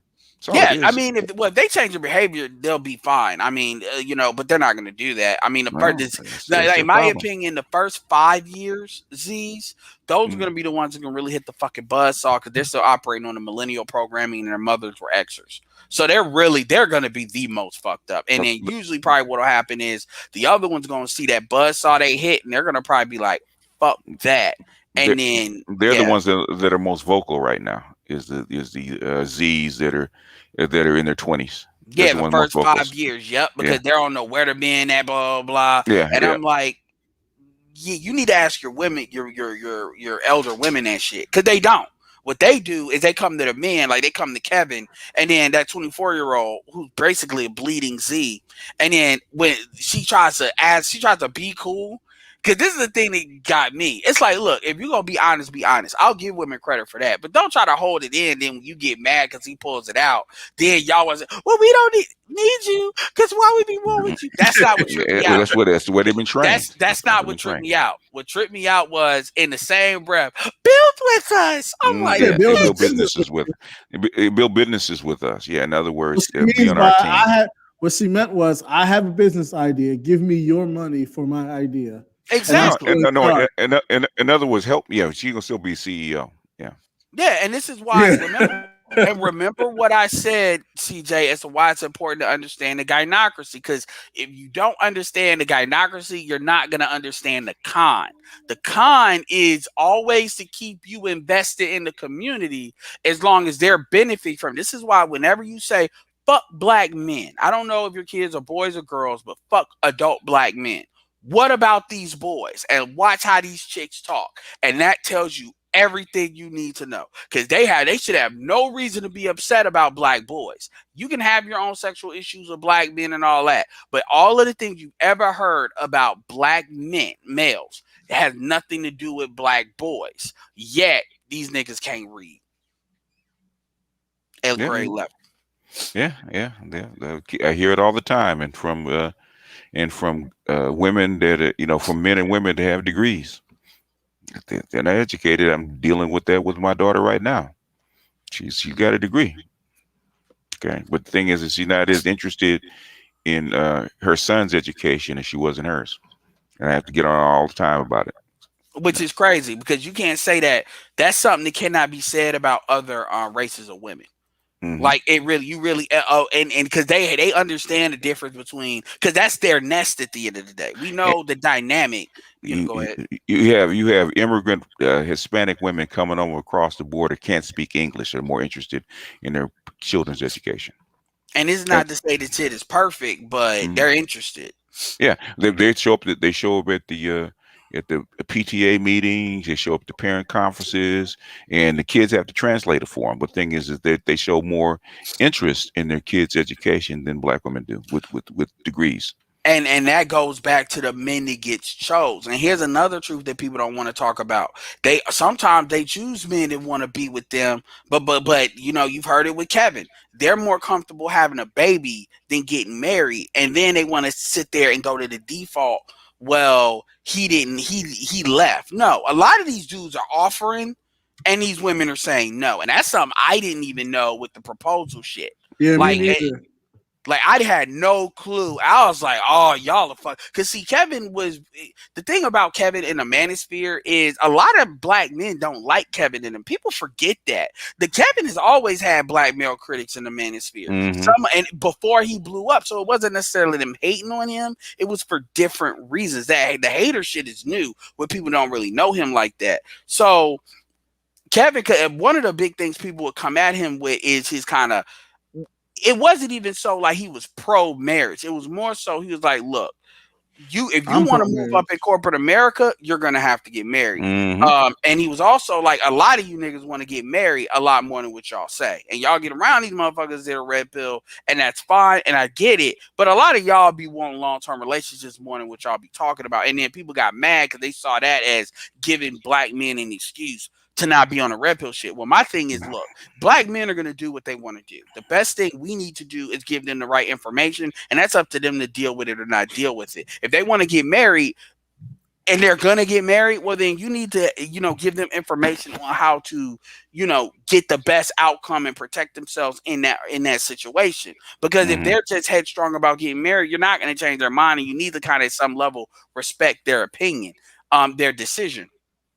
And so that's where Kevin got a lot of heat from, and that's why a lot of dudes gravitate towards Kevin, because he says that's okay, and he's not the only one. My point though is, had he not had that stance, we would have never got the stance of these women talking about, because this is out of their mouth, talking about, oh yeah, I got all these proposals and stuff. And at first Kevin would prove that some of them were lying, but he stopped doing that because a lot of them weren't. And it's like, oh, so y'all will be in this long-term relationship. That's another thing he used to do. Okay, you were with this dude for 7 years and it was toxic. When did it turn toxic? Year one, year two, and they always act like they didn't hear him, but they heard. They Mm-hmm. hear him, and then he'd be like, "Well, it turned toxic like year two," and I'm like, "So this nigga wasn't shit for like 6 of the 7 years, but you stayed. Why?" Because I'm like, "Bitch, you got a pussy. You can trade these niggas up." Like, and they don't even be like these are high value motherfuckers. They keeping, and it's like, oh well, and you had a baby with him, then you had another one, and Mm-hmm. it's like, well, I wasn't ready for marriage, but you was ready to have a child though. Mm-hmm. Well, it's different. It's not. Yeah. They don't know why. They just do it. That's what they seen. That's what they observed, and there's no shame in it. So That baby fever is a hell of a drug, man. yeah. And then the after the fact of the baby, and then you see these girls know how to do shit, which we know the education system benefits women anyway. But still, there shouldn't be that big of a gap. But these boys can't do shit, and it's like, so what are y'all doing anyway? Y'all know. I ain't gonna go. That's why they call it the gynocracy. Yeah, Hey, Fresh y'all. and Fit. Yeah, Fresh and Fit is gonna grow because they're general channel. They're more like Coach Greg Adams. Have you Mm-hmm. heard about the situation with Coach Greg Adams, CJ? Do you know who that is? Yeah, I heard of him. I think like one of his subscribers like killed his wife or something. Killed his wife. Wow. Yeah, and then now they're trying to say it's his fault. They trying to do what they did with Boyce Watkins. YouTubers are sitting here saying, "Oh, he's telling motherfuckers to date minors and shit," and BMT. Oh God, Joe BMT, not Black Male Travels. I mean, dudes gotta stop doing that. But Coach Greg Adams is more of a general channel as well, so they're Mm. gonna grow. But what do you think about the recent growth of like the manosphere as far as like Kevin Samuels channels like Mediocre Tutorial Reviews, like some channels are growing faster than others, but it's a general expansion. You think that's more of a good thing, a bad thing? It's definitely a good thing. I just think there's an element missing because there are, like you said it earlier, there are men who, truth be told, want to get married, and there's not a lot of men talking about how to manage or go about that. Not saying definitely do it, but if you want to do it, this is how you could do it. This is how you make it work. There really is nobody doing that. Yeah, I mean, and I've advocated there's a channel that needs to be that taught because there's too many dudes that are just trying to argue with dudes that are anti-marriage, and you're not going to change their mind. And here's the thing: they might change their mind, but they're not going to change their. You're not going to argue their way into it because it's way too much evidence against it. Like my theory, my thing is the laws need to be updated. You fix the laws, a lot of dudes will take the risk. The laws don't just about a risk because these laws are back when women couldn't get employment like that. And then when you hear women like, here's the thing, Kevin is pro marriage, but can you honestly tell me you would recommend a black man that wants to get married watch his show? Hearing what these females got to say? If they're Well, not yeah, already they in should hold watch on, it. 'Cause if then, they're already not in love with a female, because if they're not in love with a female, Kevin shit might turn you off. Like if you talk about I'm only gonna marry a black woman because this is coming. This shit is coming out of these own women's mouth. His show is not the only show of his type. Now, and a lot of these women don't want to get married. It's really so the thing. Because there's shows out there like the Lapeef show is another one that's really, it tries to strike itself as being balanced. And it's like, well, it's cool with being balanced, but honestly, CJ, of all of this stuff, you actually agree most of what we got to say. And then a lot of people would sit there and say, well, that's the extremist view. But I'm like, the truth is not extreme. yeah, Saying the because world was I don't round at think you one said point was, anything extreme today at all. yeah, yeah. But what you have is you have people that they're not having good faith points. They want to sell you a con, like a network marketer or MLM or something like that, and they're not giving you the whole story, and you got to rip the whole story out of it. Like women want to talk about like what's I'm gonna say this, and this is gonna be like the last question because we're at 2 hours and 15 minutes, and I want to say this while BGS is on here. What are your thoughts on black love? You mean like the current state of it, like if it's good or bad, Like, or is it on a life myth? support? Does it exist? Why is it talked about? Is it real? Do It women really definitely believe in it? exists. Is it a con? That's tough. I think black love is a real thing because most people who do marry wind up marrying within the group. I think most people want to be with and reproduce people within their group. But with that being said, black love currently is on life support because a lot of us view love as I'm going to get with somebody who can give me the most while requiring the least. And so that's the issue. A lot of us, like I came up with this term, what's the obligatory love? A lot of us believe in obligatory love. Well, where this person is going to do these things for me because they say they love me. And since they say they love me, they're obligated to do all this for me. And so as long as we keep viewing things that way, it's going to keep dwindling down. What do you think that black women are willing to sacrifice for black? What is an observable thing you've seen black women sacrifice for black love? Yeah, it doesn't even have to be something that's like in your life. I'm just talking about media, whatever. Well, real media, not just. I think that, granted, it's not a huge percentage, but I think that there are some women, maybe like 20% of them, who are willing to sacrifice their ego and their pride for black love. Like, because they've been told that they're this and they're that, and you can say what you want and do what you want, and if he's not good, you can replace him and level up and all this. And there's a small percentage of women who are willing to say, you know what, I do need to fix my mouth. I do need to do this, that, and the third. Now it's not a huge number, but there is a pick me segment out there. It's just not nearly as large as it should be. Sure. I can show you plenty of channels that reflect that. But those women are not the ones that tend to have these problems. Remember, 33% of black people at this point are married, and even if the boomers and them die off, I'm sure it'll still maintain being at least at 20. So that pretty much accounts for a lot of that, even though 80% of divorces are, divorce. So I mean, my thing, it's almost like, is that, I'm not gonna say it's statistically not significant, but that doesn't dominate the culture. It's kind of like, well, when people, like, for instance, even though, like, there's a woman by the name of Six Goddess. Shout out to I her. heard of her. She's fine. I ain't gonna lie. Yeah, well, so she'll invoke black love, and that's fine. But my thing is, like for instance, to me, a man can't love a woman unless a man trusts a woman. And so if somebody were to say, well, what's the problem with the love thing? I would say it's trust. And black women are, look, most of this fuckery that black men are seeing, they're seeing it from women. People love to talk about YouTube, black YouTube's promoting this and hurting this. I'm like, man, please. Like the Maury Povich show has been promoting black female fuckery for a long time. It's really just what black men are observing. And because the women now are being so obvious about it, it's almost like police brutality with camera phones. It's always existed. It's just you see it more. So so there's that. But my point is, love. It's all when I ever hear a black woman talk about black love, and she is pretty balanced, but it's always in conjunction of what a black man needs to forego. You need to deal with a black woman's mouth for black love. Like I'll give you a perfect. I'll give you a perfect, with that. Let me give you an observable perfect example. What's her name? Monique. Now, Monique got into a little bit of controversy maybe 6 months ago because she calls her husband daddy. Okay, fine, right? And people felt some type of way as far as women. They're a little weird. I ain't gonna lie.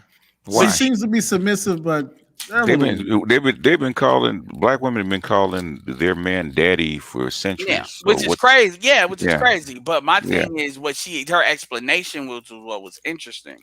Her explanation was, I call him daddy because he basically has had to low key help raise me because of issues that I never got mm, resolved mm-hmm with as he was growing up. So it's almost like you're if you've ever seen that show, The Falcon and Winter Soldier, and then Bucky has a therapist, and mm-hmm Bucky's therapist is walking him through, shit as far as dealing with his what he went through being a Winter Soldier, apologizing to people whose kids he killed and shit like that, basically dealing with people that he helped put in power without, killing them.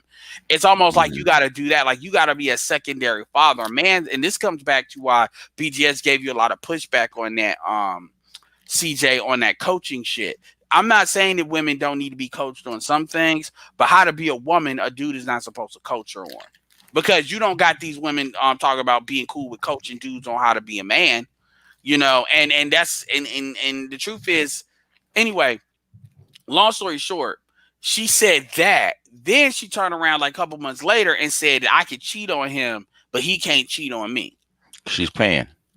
Oh, she tripping now. Yeah. No, So I never she listened to her content. I just she seen the picture. you talking about Monique, right? yeah, Fat Monique, the Yeah, granny yeah, who lost weight. yeah, because she's Oh no, paying. hold on. Oh, she said that she could cheat on her current husband right now. Mm-hmm. She This got is This is live. not the same publicly. guy. This is the same guy. Yes, this was an Yeah, interview. This is the yeah, same That's guy. wild. because she's paying. That's And why. Mary J. Blige was like that too. And Mm-hmm. that's why like this is when her husband divorced him and then or her and then he's kept on put either she left him or whatever and he kept on he used He bounced. okay, yeah, he used the courts in order to get some money Mm-hmm. out of her, and then everybody Mm-hmm. was trying to shame him, but low key, I think he was personally doing that to get money business wise. He thought he Mm-hmm. was owed. 'Cause- Look, what's her name? The talk show chick that whose husband bounced. Wendy Uh, Williams. Wendy Williams. Yeah, yeah. Yeah, so it's this euphemism for black men needing to tolerate all this bullshit from Mm-hmm. black women, and black men are starting to call bullshit on that because at the end, here's my opinion: everything has to come back to the practical. Do I believe that, black men should choose black women first? Absolutely. But if black women don't want you, if you can get a 7 and the best you can do in the black community is a 5, why would you sacrifice a deal with a 5? You know what I'm saying? Maybe You know, she's really sweet. I'm well, my fucking. point is, All things being equal. There you go. See, that's the gynocracy. That's the qualifiers. I'm Okay, messing with you. you well, qualifiers. nah, I Okay. know, yeah, he's being devil's advocate, but my Mm-hmm. thing is, and look, you'll have guess what? You got Stefan Lavoisier will say Yeah, some shit like that. You got niggas that'll say some shit like that. yeah. Devils get slayed in this, in this sector. But I'm not gonna Yeah. Real lie. quick. I'm not even gonna lie.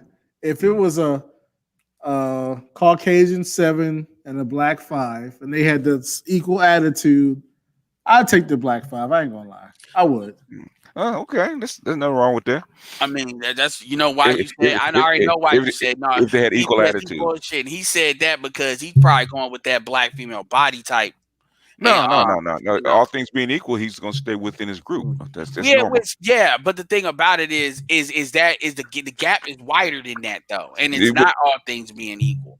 And these Z's are not. No, I hear what he's saying, and yeah. there is no right or wrong answer. But Mm. the problem we're dealing with now is these Z's are not doing that.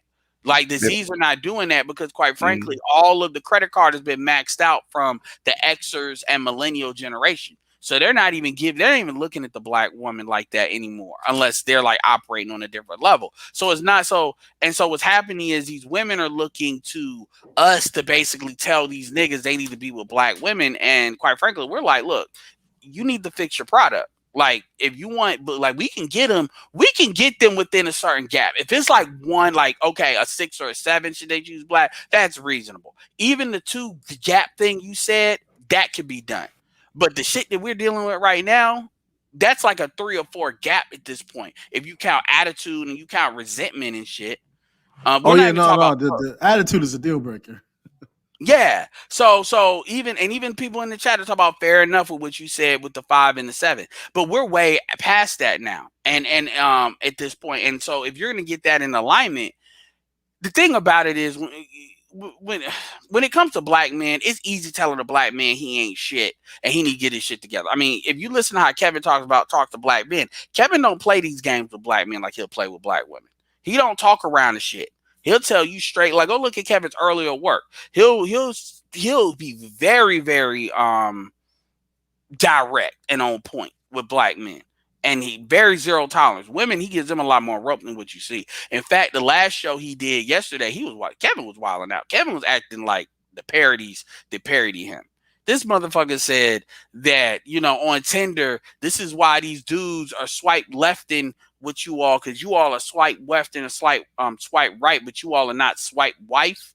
He said, like, you all would rather cut the numbers than cut some vegetables and run. He was saying this directly to female. He was going at females. He's and one chick talking. He has one. I've seen so many women like, oh, cooking and cleaning all sound like you want a slave or a I'm man. like, don't you have to cook and clean anyway? Like, what are you talking about? So in other words, why do I need a wife if I can't get wife skills? Paying the bills, it sounds like you want a check. I'm exactly. Nah, basically, if you that's the job. You don't want the job, it's okay. Yeah, So why you want to get married? Why you want to be a wife if cooking and clean comes with the job? If you don't want the job, then why are you here? No, they want to be married to their trips, or they want to be married to their corporation. Like that Kid G video when she started going off on Kevin. I love how they try to be fake in front of Yeah, she was the salt. She was salty. You want to know what the gynocracy sounds like? Go listen to that Kendra G response. Go listen to who she was talking to. She was invoking everything. You owe black women. You owe your career to the black woman. Like, she's really black woman. Crazy. She was like, she invoked the color purple. She might be crazy because she literally said, "You're listening to a man who's not married." 5 seconds later, granted, I'm not married either, but I'm like, is she serious? Oh, she's selling really herself. Put this out. She didn't think about that. And I'm like, well, the nigga was married twice. And by the way, if you ask him, he takes, even though he doesn't have to, he takes responsibility for why both of them didn't work. He said that, even though everything wasn't his fault. But so you can't say he ain't. But yeah, oh, he's Mr. Is this your king? I'm like, oh my God, you too old for this shit. She was acting. She was acting.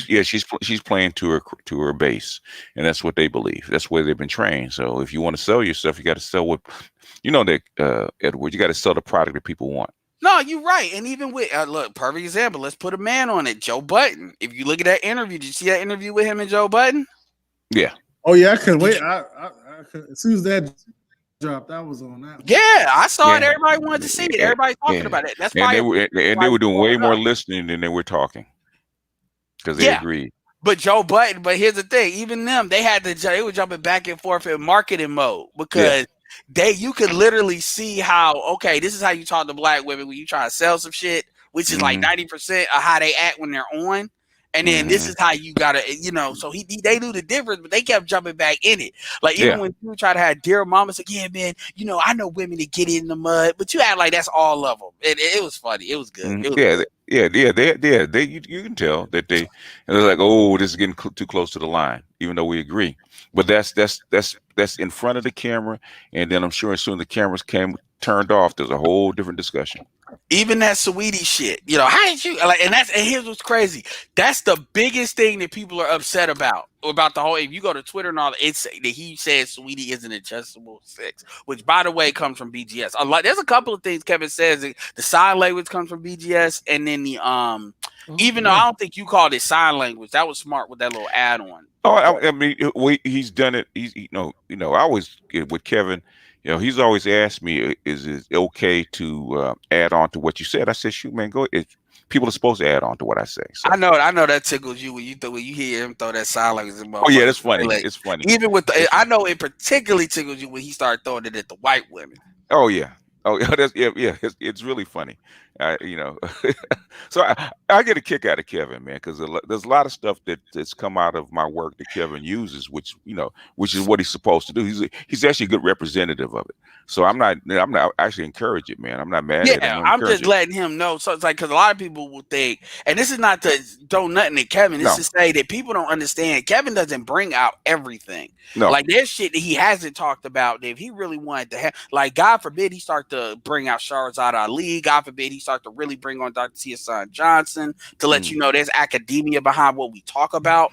Like, God forbid he, doctor, there's certain things that these women are not ready. Like, and a lot of these dudes are not ready for. But what's Mm. the other thing he did? He not the sign language, but not the Shane Gilney, the Oh, he could. adjustable things. Yeah, the Yeah. adjustable thing comes from you as well. Hmm. And these women lost their minds. And I'm like, okay, so on one instance, we're fucking colorists. But he says Kelly Rowland looks better than Beyonce. And these Hmm. women get mad. So what the fuck is it? That I don't. They don't like to. It's not what he says. It's how he says it.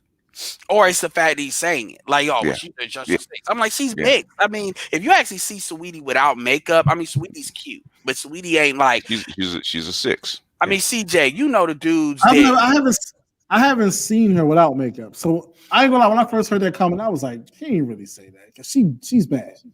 But I haven't looked at her up close like that. She's good looking. She's not bad.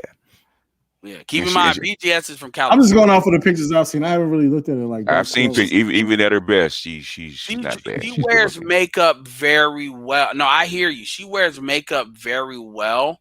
She does, but she's not like I mean, Sweetie is not like the finest. Like the thing is, like, so I got a question. Where do you think that Sweetie will rank in California, in LA? That's tough because it's a lot of if she's bad, it shouldn't be tough. Only because it's a lot of women that people consider like fine out there. And I'm like, she all right, but she not like no. But so I don't know. Out there, I think she could pass for 8 out there. No. An 8 in LA. No. Because a lot of women that they say are fine out there, just like to me, just like well, who is they? Because black men saying they is different. Niggas will be saying they thirsty. That's different. We're talking about because you got, and this is another thing people forget, and I don't expect people to know this. I don't expect people to know Kevin's history, but Kevin's starting to mention it more and more with the stripper shit. So I'll leave that there because that's publicly what he said. But he's letting you know, Kevin is professional in evaluating these bitches. Yeah, it ain't no. If we're gonna talk about scales, ask CJ, what's a dime to you? Who's your? That's another. Yeah. Let's. Then we go down. I got to think on that for a second. No. You should know exactly who your it girl is. A dime.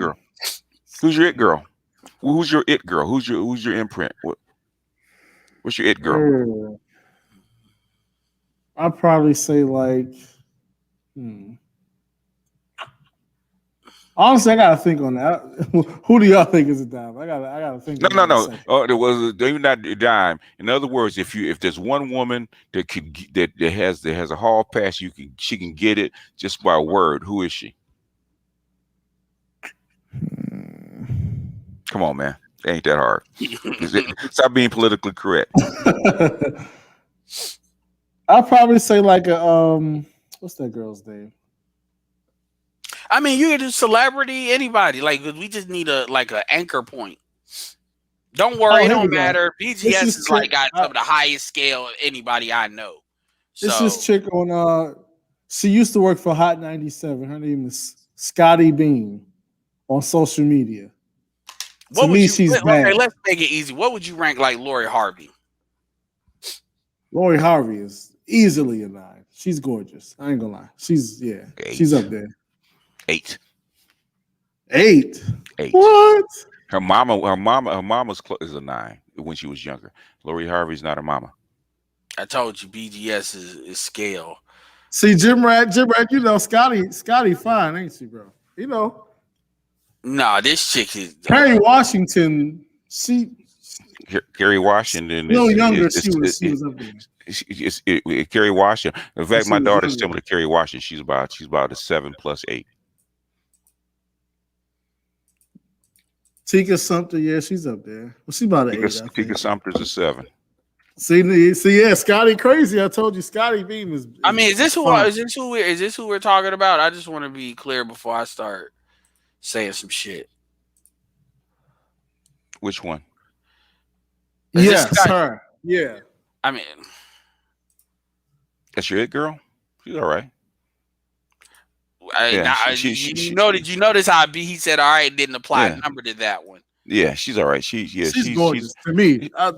Yeah. She's about an I'll an risk 8. it all. We'll have to see her in her El Natural, but she's about an 8. So you're saying Sweetie looks better than her? No. She's about an 8. Okay, the reason why, because I had to look. Okay, you could tell if you take the makeup off of her, because right now she got foundation on. And look, I hate fucking sound, because I know this sounds effeminate as hell when I got to start analyzing these bitches like that. Not calling her a bitch, but you get what I'm saying, because this is how deep the lies go. We ain't even talking about Photoshop. You gotta but yeah, I could tell, yeah, without makeup. Now if I pull what Sweetie looks like without makeup, yeah, she clearly beats.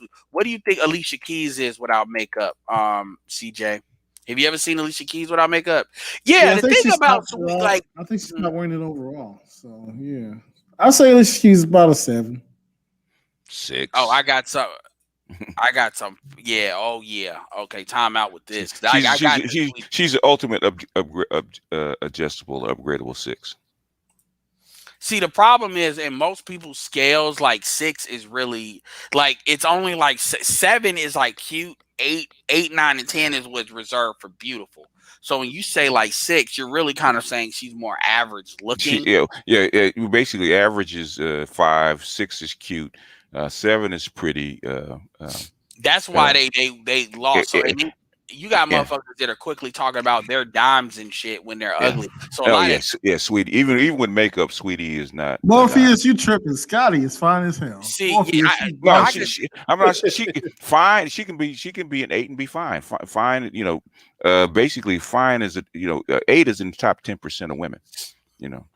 But as far as a dime, dimes are like 1 in 1,000.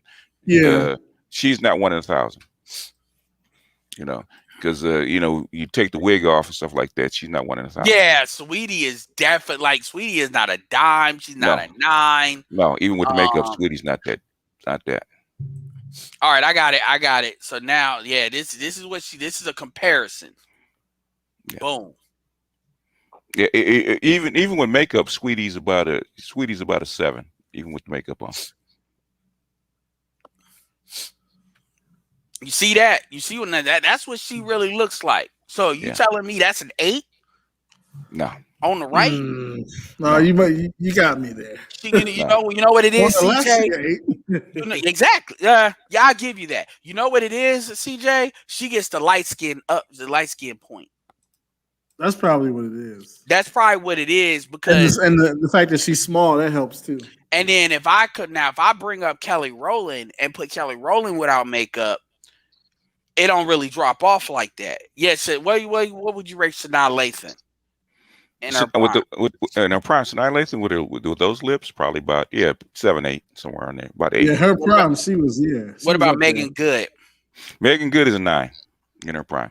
Okay, so that's BGS's barometer for a 9. So would you say that it would be fair to say Sweetie is 2 points away from Megan Good in her prime, CJ? Yeah, Megan Good, her prime was next level. Yeah. What's the crazy chick's name? That was in Clueless. What's her name? Oh, Stacey Dash. Stacey Dash is a dime. Stacey Dash is a dime in her prime. Yeah. Yeah, without makeup. Yeah, that's just Stacey Dash. If you understand how rare it is to be a dime, and keep in mind, my scale is a BGS. BGS's scale makes mine look. So, CJ, you're not alone. Every niggas used to tell me I had high standards, and then I met this dude, and he was throwing the people I was talking about. But going back to the one you was talking about before, this is actually gonna be my go-to picture on Sweetie, because these motherfuckers really be getting outraged and shit. Even with makeup, Sweetie's a 7. Yo, Edward, I don't want to jump in and interrupt. I know this is an interview. I don't want to jump in and interrupt. Yeah, we're almost done. So yeah, you can. I wouldn't have pulled you up. So yeah, I do got one thing to say about Sweetie and the problem most women have with you rating celebrities, especially celebrities they like, is that when women rate each other, they give each other extra they rate each other like they rate a man. So Sweetie would get an extra point for her fame and her status, and then they get another extra point for her money. As for men, we're just rating strictly on That's actually a good point. That's actually a really good point, and that's goofy as hell because that shows how masculine these women are. Because What? it's like I'm not trying to like. Go ahead. But we don't, as men, we're not looking at her money. We're not looking at that. So when I have this argument and about, oh, Sweetie's a 6, and I agree she's a 6. I've dated girls that look better than Sweetie, and they're like, no, she's a dime. She's a dime. Like, well, I'm not.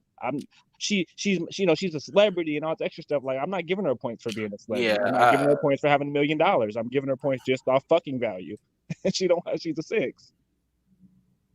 yeah. It's kind of like I could. Yeah. Would you guys marry a 6? I would. I'm not gonna lie. I would. Yes. Yes. Oh, 6 is yeah. 6 is. Where would you rate the woman that you have now? Yeah. Right around there. Yeah. Around 6. Yes, that's most of your wives are. You got to remember 70% of women are 4, 5, and 6s, right? Mm-hmm. And the majority, like 40% of women are 5s. 40%. Nah. And this so basically, unless you start to get into the money range, because the further you go up in that range, the more money you're going to have to spend. So the average dude's going to get, if he's lucky, he'll get a 7. And if the average dude, if you're going to get married, you don't want anything higher than a 7, because you're going to get 8, 9, and 10. You're going to have problems. Yeah, and this is why when you deal with dudes that are high value men, and people say, oh, well, you can be a 7 or a 6 to get a high value. They've been with that person. Either they are qualified, completely qualified, or they've been with that person more from the beginning. And that's what people don't talk about. See, I love this picture. This is on the Scotty Beam thing. This is, you see Beyonce face to face with Kelly Rowland. And see, a lot of people, they get upset when people say that. Keep in mind, obviously, Kelly Rowland, actually, in my opinion, Kelly Rowland is a perfect example of somebody that kind of low-key dated down. She actually did date down with who she actually ended up marrying, and versus, Beyonce.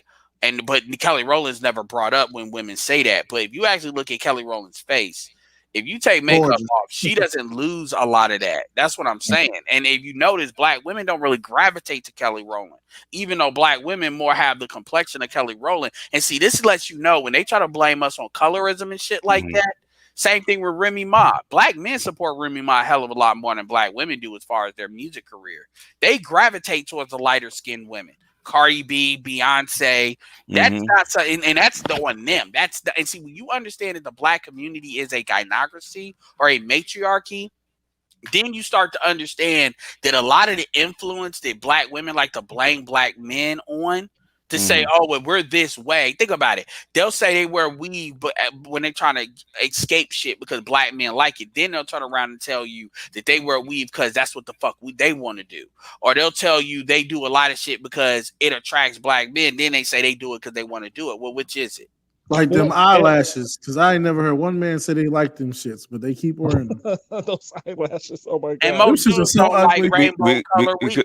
Because that's what they like. They want to. What a black woman sees in the mirror is more important than what you like. Well, let me say this right quick. Black men are the only ones. We talk about the white beauty standard. Black men, we're the only ones that don't control our own beauty standard. Our beauty standard of what we're told we like is imposed on us by our women. They tell us what we like, and then they complain about what they tell us what we like. Which they are the only group, and I'm not saying this to beat up on women. I'm just thinking about this out loud. They're like, I've never heard other races of women say that shit. I've heard a couple of white women try it, and they look goofy as hell when they do.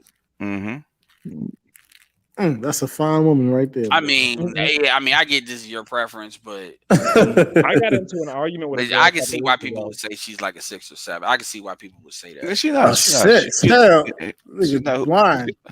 Oh well, that's your preference. Like I can see it. She's about she's a strong 7. Yeah. Because I can see people depending on like how the body type and so I can see that. I would give you a strong 7, but she ain't a certified 8. She's a strong 7. 8. I can see dudes saying it's an 8, but she's she would be 8. 8 is movie star quality. Yeah. I mean, not movie actress, but movie star quality. I mean, when we say Lando PD, was tripping. we got to separate the men from the women, because one thing us black men got to stop. We got to stop letting women rate each other all together. And then they can't argue with us about what the rating we give them. They can't do that. They can rate each other all they want. They can argue about their rating all they want. No men are not going to accept it because men know what they like. It's like people arguing the Bitcoin price. I mean, it is what it is, man. Yeah, at this point, no matter how you feel about it. Like the chick said she was a dime, and she went on several shows saying I'm a 10, and everybody kept laughing at her. Who said they was a 10? There was a woman that Kevin said that was average. That kept saying she was a 10, and I remember that. He said, she said 10. I was like, yeah, and she went to several shows. She actually got mad because people are actually joking with her. Yeah. I mean, look at this is Kelly Rowland pretty much without makeup, hair,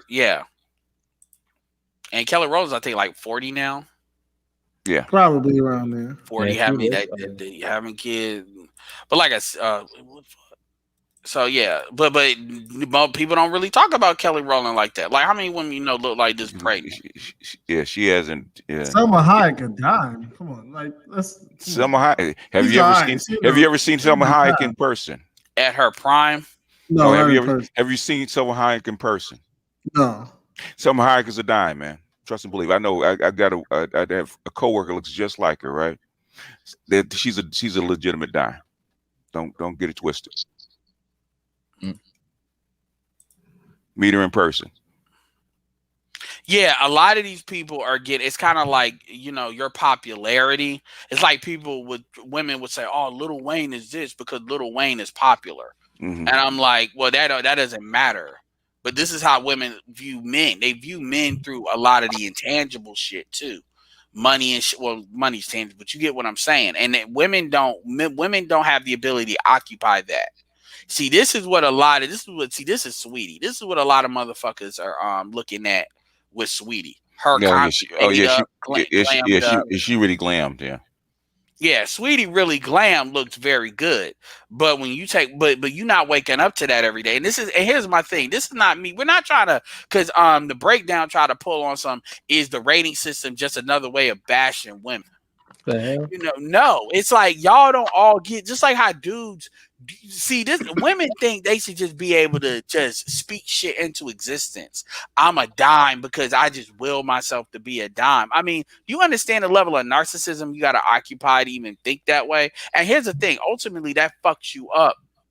Wait, would you rate Naomi Campbell, BGS? She's 9 because she's a supermodel. Okay. Well, when they try to will them way into it, it's kind of like they try to have that swagger that men have. And a man, you can walk around with more confidence, and that confidence and that status can make women think you're look better than you actually. And by the way, Scotty Beam is 30 years old. You can't do that as a woman. You can't. Your confidence, your status is not going to change the fact that you're a 4. Men are not going to change their opinion because that's a confident 4. I'm gonna give her 2 extra. But I can get dick though from a dude that makes 100,000. Well, that's because Well, basically, a dude that makes 100,000. Yeah, no, he ain't, or be seen with her. Kelly Rowland is 40 years old. Is Beyonce 40 years old? They're about the same age. Probably. Damn. Yeah. Damn, Beyonce, that's in the era right there. Yeah, she's 39. Mm-hmm. Yeah, but those rap videos with all the pink in the background and the girls with all that makeup Fantasia on, those videos are for the women. They're not for the men. Because when Fantasia today, Fantasia's been a 5 her whole life, man. Come on now. Hold on. Well, yeah. I mean, but Fantasia. Wait, what are you? I'll give Fantasia a 6. Okay, that's wait. Let's get it real about Fantasia. Fantasia is a fucking 4, man. Yeah. So 5 at best. See, BGS, I was 5 at best. Like, so that's what I'm gonna tell you something. That Kevin, 2020, she was a 6. Man. Kevin did add Fantasia, that. Fantasia at 12 was a freaking 4, man. Kevin did add that to the scale. What are you talking about? Kevin did add that to the scale. That at best, BGS, that at best shit. Yeah, Kevin. That's Fantasia. Are you kidding? She was a 6 in like 2019. Hold on, man. hold She on, was hold on. all right. No. I got one She's for you. all right. Hold on, What? CJ. Hold on, Wait a CJ. minute. Okay, we got to kick you out of the man's club, man. With that bullshit. Hold on. You know what? We're gonna throw out all your previous No. ratings, man. Hold on. Let's give him one more chance. Fantasia's. All right, BGS, let me give him one more chance. Okay, all right. What would you? This gonna be a good one though. This will be a good barometer because I know you On want a good day, she couldn't pass. On a good day, she couldn't pass. No. So hold on. On a good day, she's a 5. DJ, here's another one. Here's one more. This is a good barometer. What would you rate K Michelle? Don't say nothing, BGS. Oh man, today At her fuck it. At her best. At her peak. Yeah. at her peak, she was a 7 in her peak. Oh my! Y'all tripping. You just got a whole video. You got like 2-3 videos on that shit. She wasn't cute. Love and Hip Hop, she wasn't cute.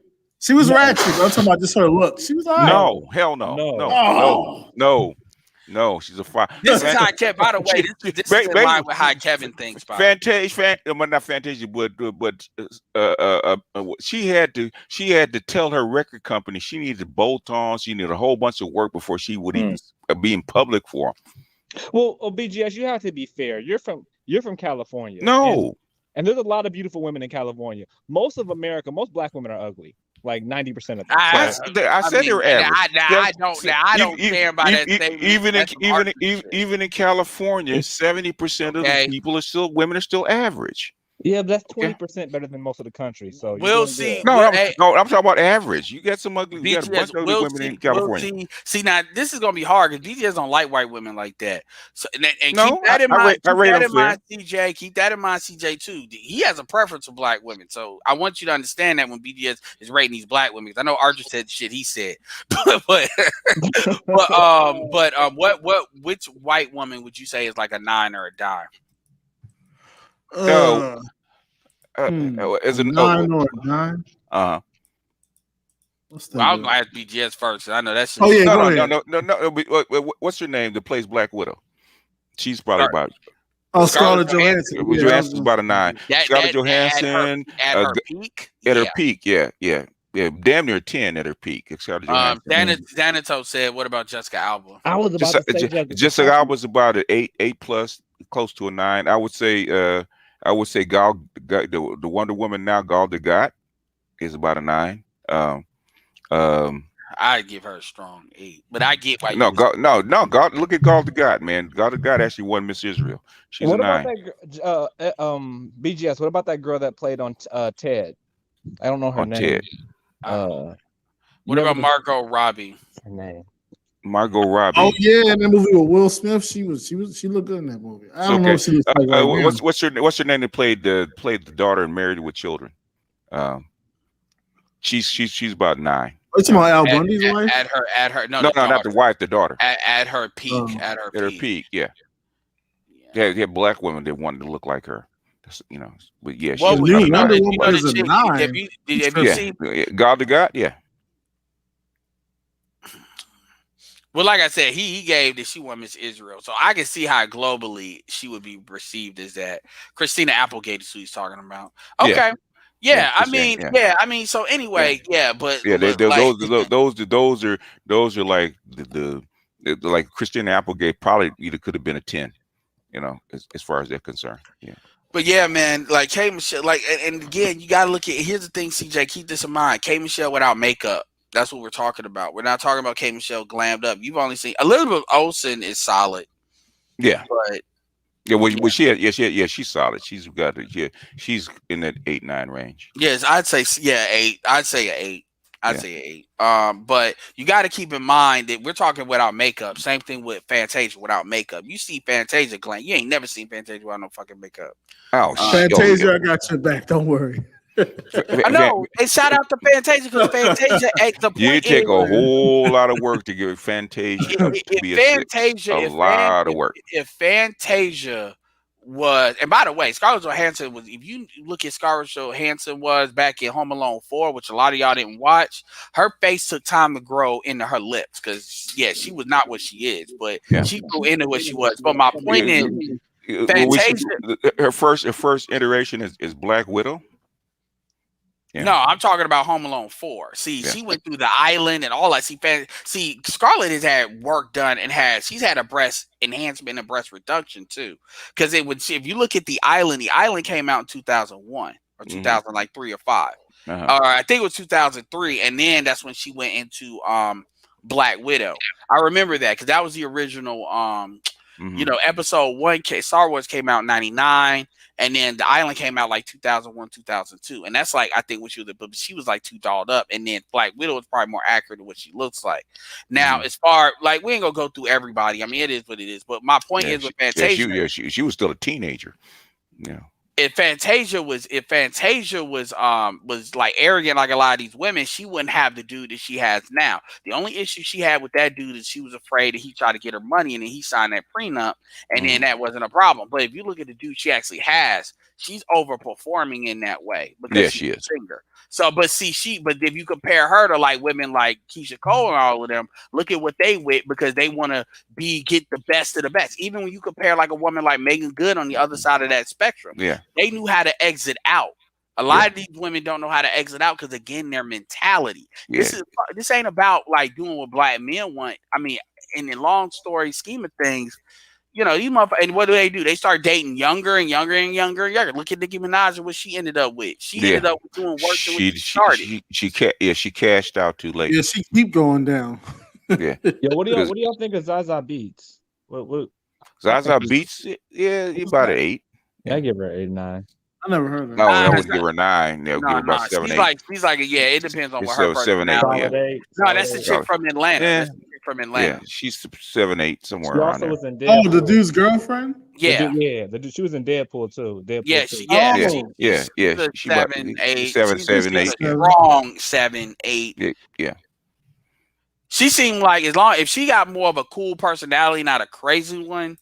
Yeah, she definitely has a really good look. I know she plays that black girl on Invincible as well as the Deadpool movie, and she did really well there because she kind of looks dusty. They make her look dusty on Atlanta, and that's on purpose.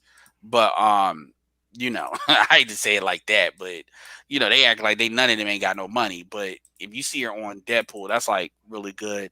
But oh yeah, because she's mixed too. I Mhm. think she's got German, and yeah, she is like mixed with German. Yeah, I give her a solid 8. I wouldn't drop her down to a 7, but yeah. Now, whatever. 7, 8, depending on what your preference is. 8 for preference. The thing with her is what you're getting with her is without makeup, so she doesn't really have a makeup because she doesn't wear a lot of makeup. Yeah, I've always been super attracted to natural girls. I don't like the makeup like that. All that eyeliner and stuff that turns me off immediately. Yeah, so with her, what you see is what like what you generally see with Zaza Beats is what you waking up with. So, yeah, so when you say that's good when you say she's an 8 because she's that, and plus she can get white dudes because I'm looking at her Instagram and that's all I'm seeing. So you already know, but she's mixed.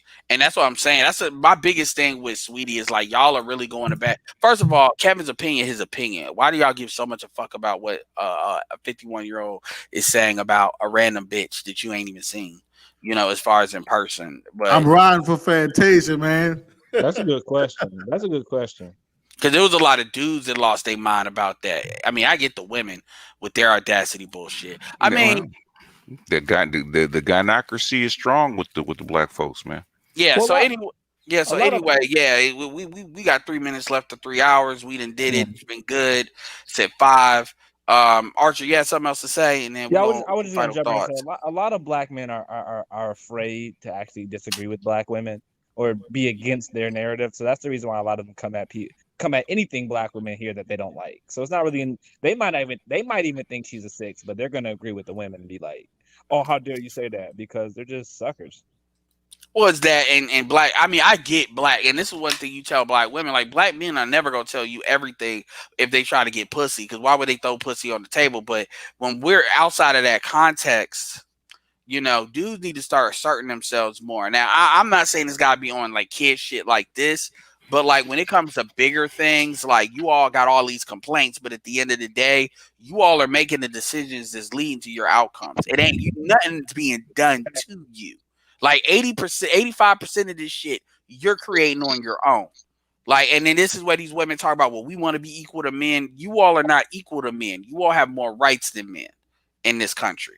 And this is why a lot of times, this is why my personal philosophy, and I'm gonna end it with this and get y'all final thoughts, is I think black men need to be a lot more forceful about telling black women to date out. We know they can't go nowhere. So we need to well, black men ain't shit. You're right. You need to go get you a white man or a non-black man. Go be happy. Because the idea is they're being loyal to us. I'm like, no, you're not. I'm calling bullshit on that. We're your only choice. So we need to start ending these arguments by saying, well, why don't you date out? Like, have you ever considered that? Why would you even say that? Well, you say all niggas ain't shit. What I'm supposed to do? Argue with you with that? I'm sure in your experience they ain't. So I agree with you. So unless you want to be alone, date out or date another female. That's the solution. And they never know what to say when I say that. They think I'm being sarcastic. I'm like, I'm dead ass. In fact, if you go to like Italy or Germany, you'll have a really good chance of getting a solid dude. They don't know what to say. Maybe. Well, let me say my last statement right quick before I jump off. I so rudely interrupted y'all's whole stream. When it comes to black women and saying bad things about black men, a lot of them have this. They come at this from joking, not joking mentality. Like where if you get too seriously on their ass about what they just said, they'd be like, "Oh, I'm just joking." You know, you're a punk for taking it too seriously. But then they also mean it at the same time. So it's kind of a thin line you have to walk with them when you're dealing with a lot of their criticism. Because a lot them criticizing black men has become so typical that it's kind of cutesy to them. I've had black women say weird stuff, and they just said it as kind of like a little nag, but like. Do you know that's some serious stuff you just said, right? Some serious stuff you just accused me of, but I guess I'm let it go because you think you're just playing. But they try to play it off sometimes, and you can't.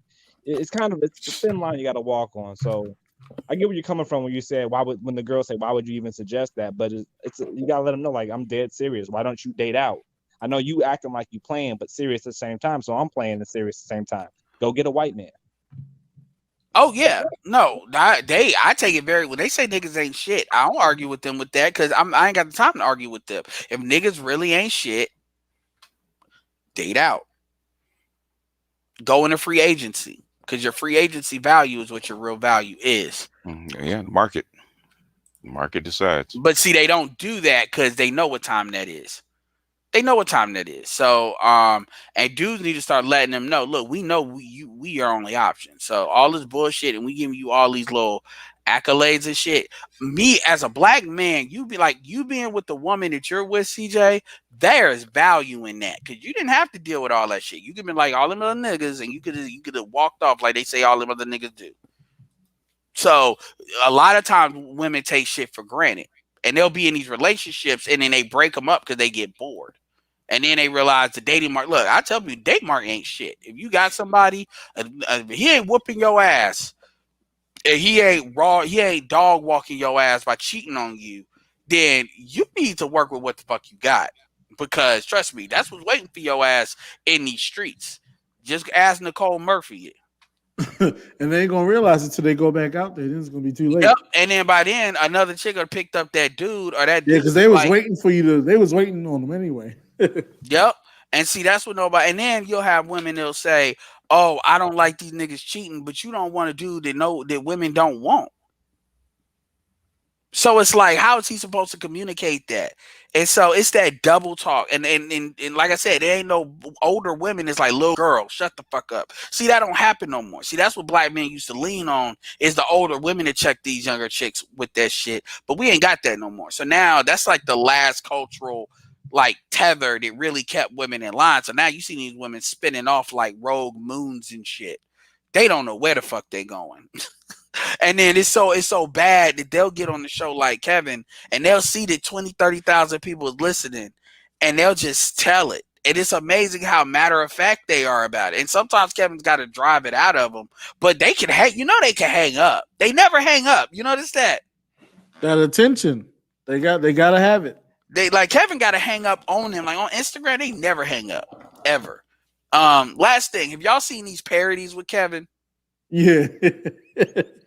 I've seen about 3 or 4 of them. Yeah, some of them. Yeah, Kevin started to sound a little bit more like these parodies, but some of them are really good. I'll start sharing that too on my shit. But anyway, any of y'all got any last words? Yeah, just salute to Ed, real professional, really does business the right way.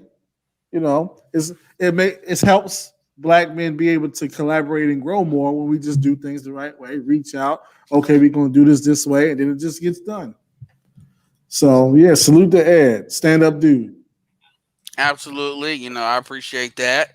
Um, yeah, just don't be like honest truth. That a couple days later, the manosphere likes minors. The manosphere ain't shit.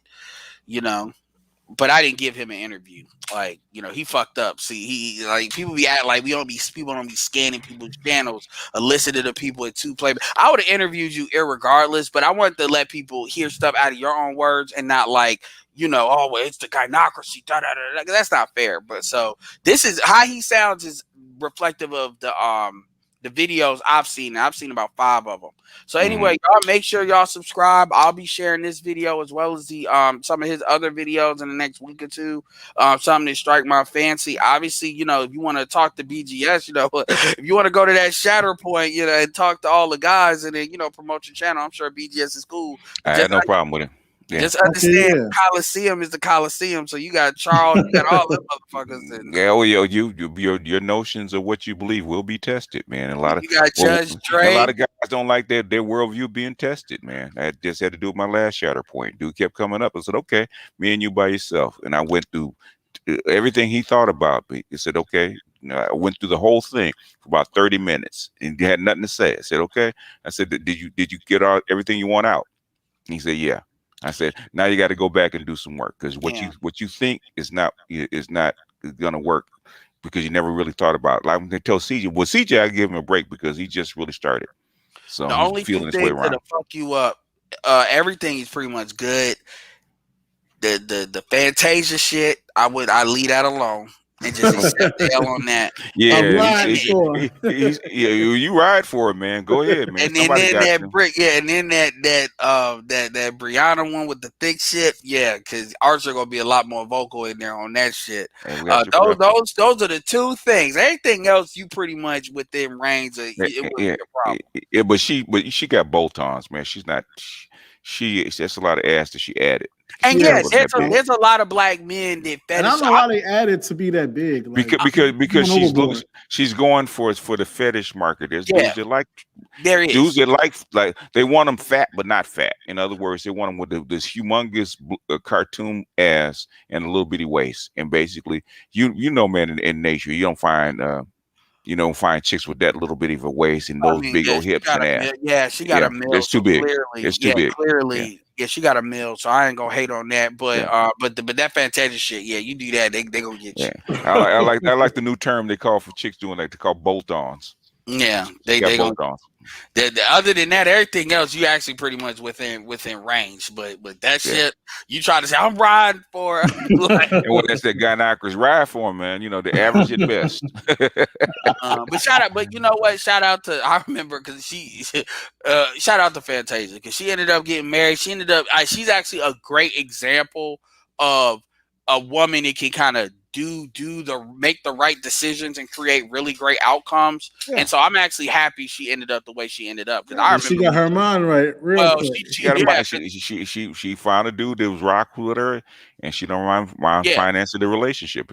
I ain't mad at her. because what she do is she cheated with a dude that was married. NC North Carolina got that law where a woman can legally go after the other woman civilly, like that home wrecker Oh, law. I remember that. Yeah, Yeah. she caught that. CJ, how many chicks with money that are 6 or above actually go out and cheat with a married man in public? You got me there. Yeah, I mean, shout out to I'm Nicole asking. Murphy. Nicole Murphy, she don't have the money. The thing, Nicole Murphy, all she dates is upscale dudes. If you ain't got enough money, she ain't gonna fuck with you, even at 50. Well, she got the looks to She got the looks to pull, but that she's still 50 though. That's the only problem. If she Yeah, wasn't, if she was 30, they still be, there'd be a line. I seen a picture of her at the gas station. She pumping gas with that little dress. So yeah, okay. She still got it. She ain't got what she used to, but it's still, well, a lot of it's still yeah. there. I'm going through Facebook real quick, and they talk about y'all like this chick talking about y'all were social justice warriors all summer just to turn around and defend the killing of a black girl because she's a child, all because she had a knife. Y'all are the ancestors' wildest dreams. They never knew y'all would be so bitch made. What are they talking? I ain't even going in on that one. Who's she talking about? Who's that? A girl? A woman? A Yeah, guy? some of these random bitches saying dumb shit on Oh, YouTube sh- or so on what? Facebook. I mean, Facebook. Yeah, what is it? What is that? What if they're gonna stab your sister? Yeah, because he was Oh, trying to say, yeah, yeah. I mean, they, yeah, yeah, I say put it instead of having how it's fair. Put a black man in that position with that knife running to a woman getting ready to stab her. It wouldn't. yep. And she her that whole shit would be flipped. It would be flipped. But anyway, any final thoughts, and then CJ, the gynocracy is real, man. You just proved it. So good to have you on. You're living proof. Okay. yeah, don't worry. We don't need we don't need you to be the gynocracy is real, blah blah blah. Look, there needs to be channels that are in the middle. Save the shit because here's the thing, you need to be the middle guy. So because there's not only me, Nameless is actually better than me at explaining it because he can give you fucking resources, all that bullshit you need. Oh, Like, I just saw a comment. Chloe ain't a dime. She an 8. She's not a dime though. Chloe Chloe, who? Chloe, who? Chloe, the one with the twin sister, Chloe and Haley. But there's one that's cuter than the other one. Wait, she got caught up on the damn silhouette challenge. She Yeah, trying to do that. she Yo, an 8. I give her an 8, but a yeah, 10. she is. No, I can't If, give it that. if I would show, yeah, she's a. If I would show you BGS, you would concur. She's one of them up and coming. Yeah, man. Yeah, but Better anyway, get married while she Oh no, young. Don't be waiting too long. Chloe X Halle. No, man, they're not 8s. I would put them as upgradable 6s. Sit. oh, Oh my. hold on. We talking I'm about looking at. this? Talking about the twins, right? Chloe and Halle. Yeah, but one of them looks better than the other one though. Hold on, share the screen. Okay, let me pull this shit up. Hold on. Share the screen. Which one are we talking about? Chloe. I think Chloe is the bad one. I think. Okay, yeah. They're upgradable 6, I man. always mix up the names, but They're upgradable 6s. I'm looking at them being interviewed, man. They're upgradable 6s. Without all the glam, they're upgradable 6. I'm not mad at them. If you're gonna pick a woman, Yeah, I that's what you shoot for. yeah. They're upgradable Yeah, 6. I see it too with all of the Yeah, makeup. Yeah, see yeah, they got good makeup. yeah. And see y'all got to understand, see with black men are going to have a body point too where they cuz black men care more about the body than the face. Yeah, So if you even like a 5 in the face but you an 8 in the body, that's a strong 7. yeah, I can work with that. even glam, they're 7s. Yeah, that's how black men Yeah, think. So when you saw that silhouette challenge that she did, yeah. dudes are like they gonna give her like a 7 and 8 off the body. Off the And rip. that's and then, so I Nah, understand what black men are saying, but that's not really how that scale works. That's how it works with our even if you count the bodies, okay, even if you count the bodies, they're I'm still not about to say DC Nancy down. they're I still ain't that bad. they're still 7s. Even if you count the bodies, they're not. If you put them in a swimsuit and see how they do, yeah. instead of all the apparatus and clothes and stuff, like put them in a swimsuit, even with the bodies, and see how they do. Yeah. So yeah. So anyway, y'all, it's been great. Like I said, make sure y'all subscribe to this channel. Yeah, give him a shout out. He's got uploads, so he ain't got long videos. This stuff is typically like 15 to 7 minutes, and really good channel put together. And yeah. So with that being said, this is Edward. Everybody hates black men. Signing off. Peace. All right.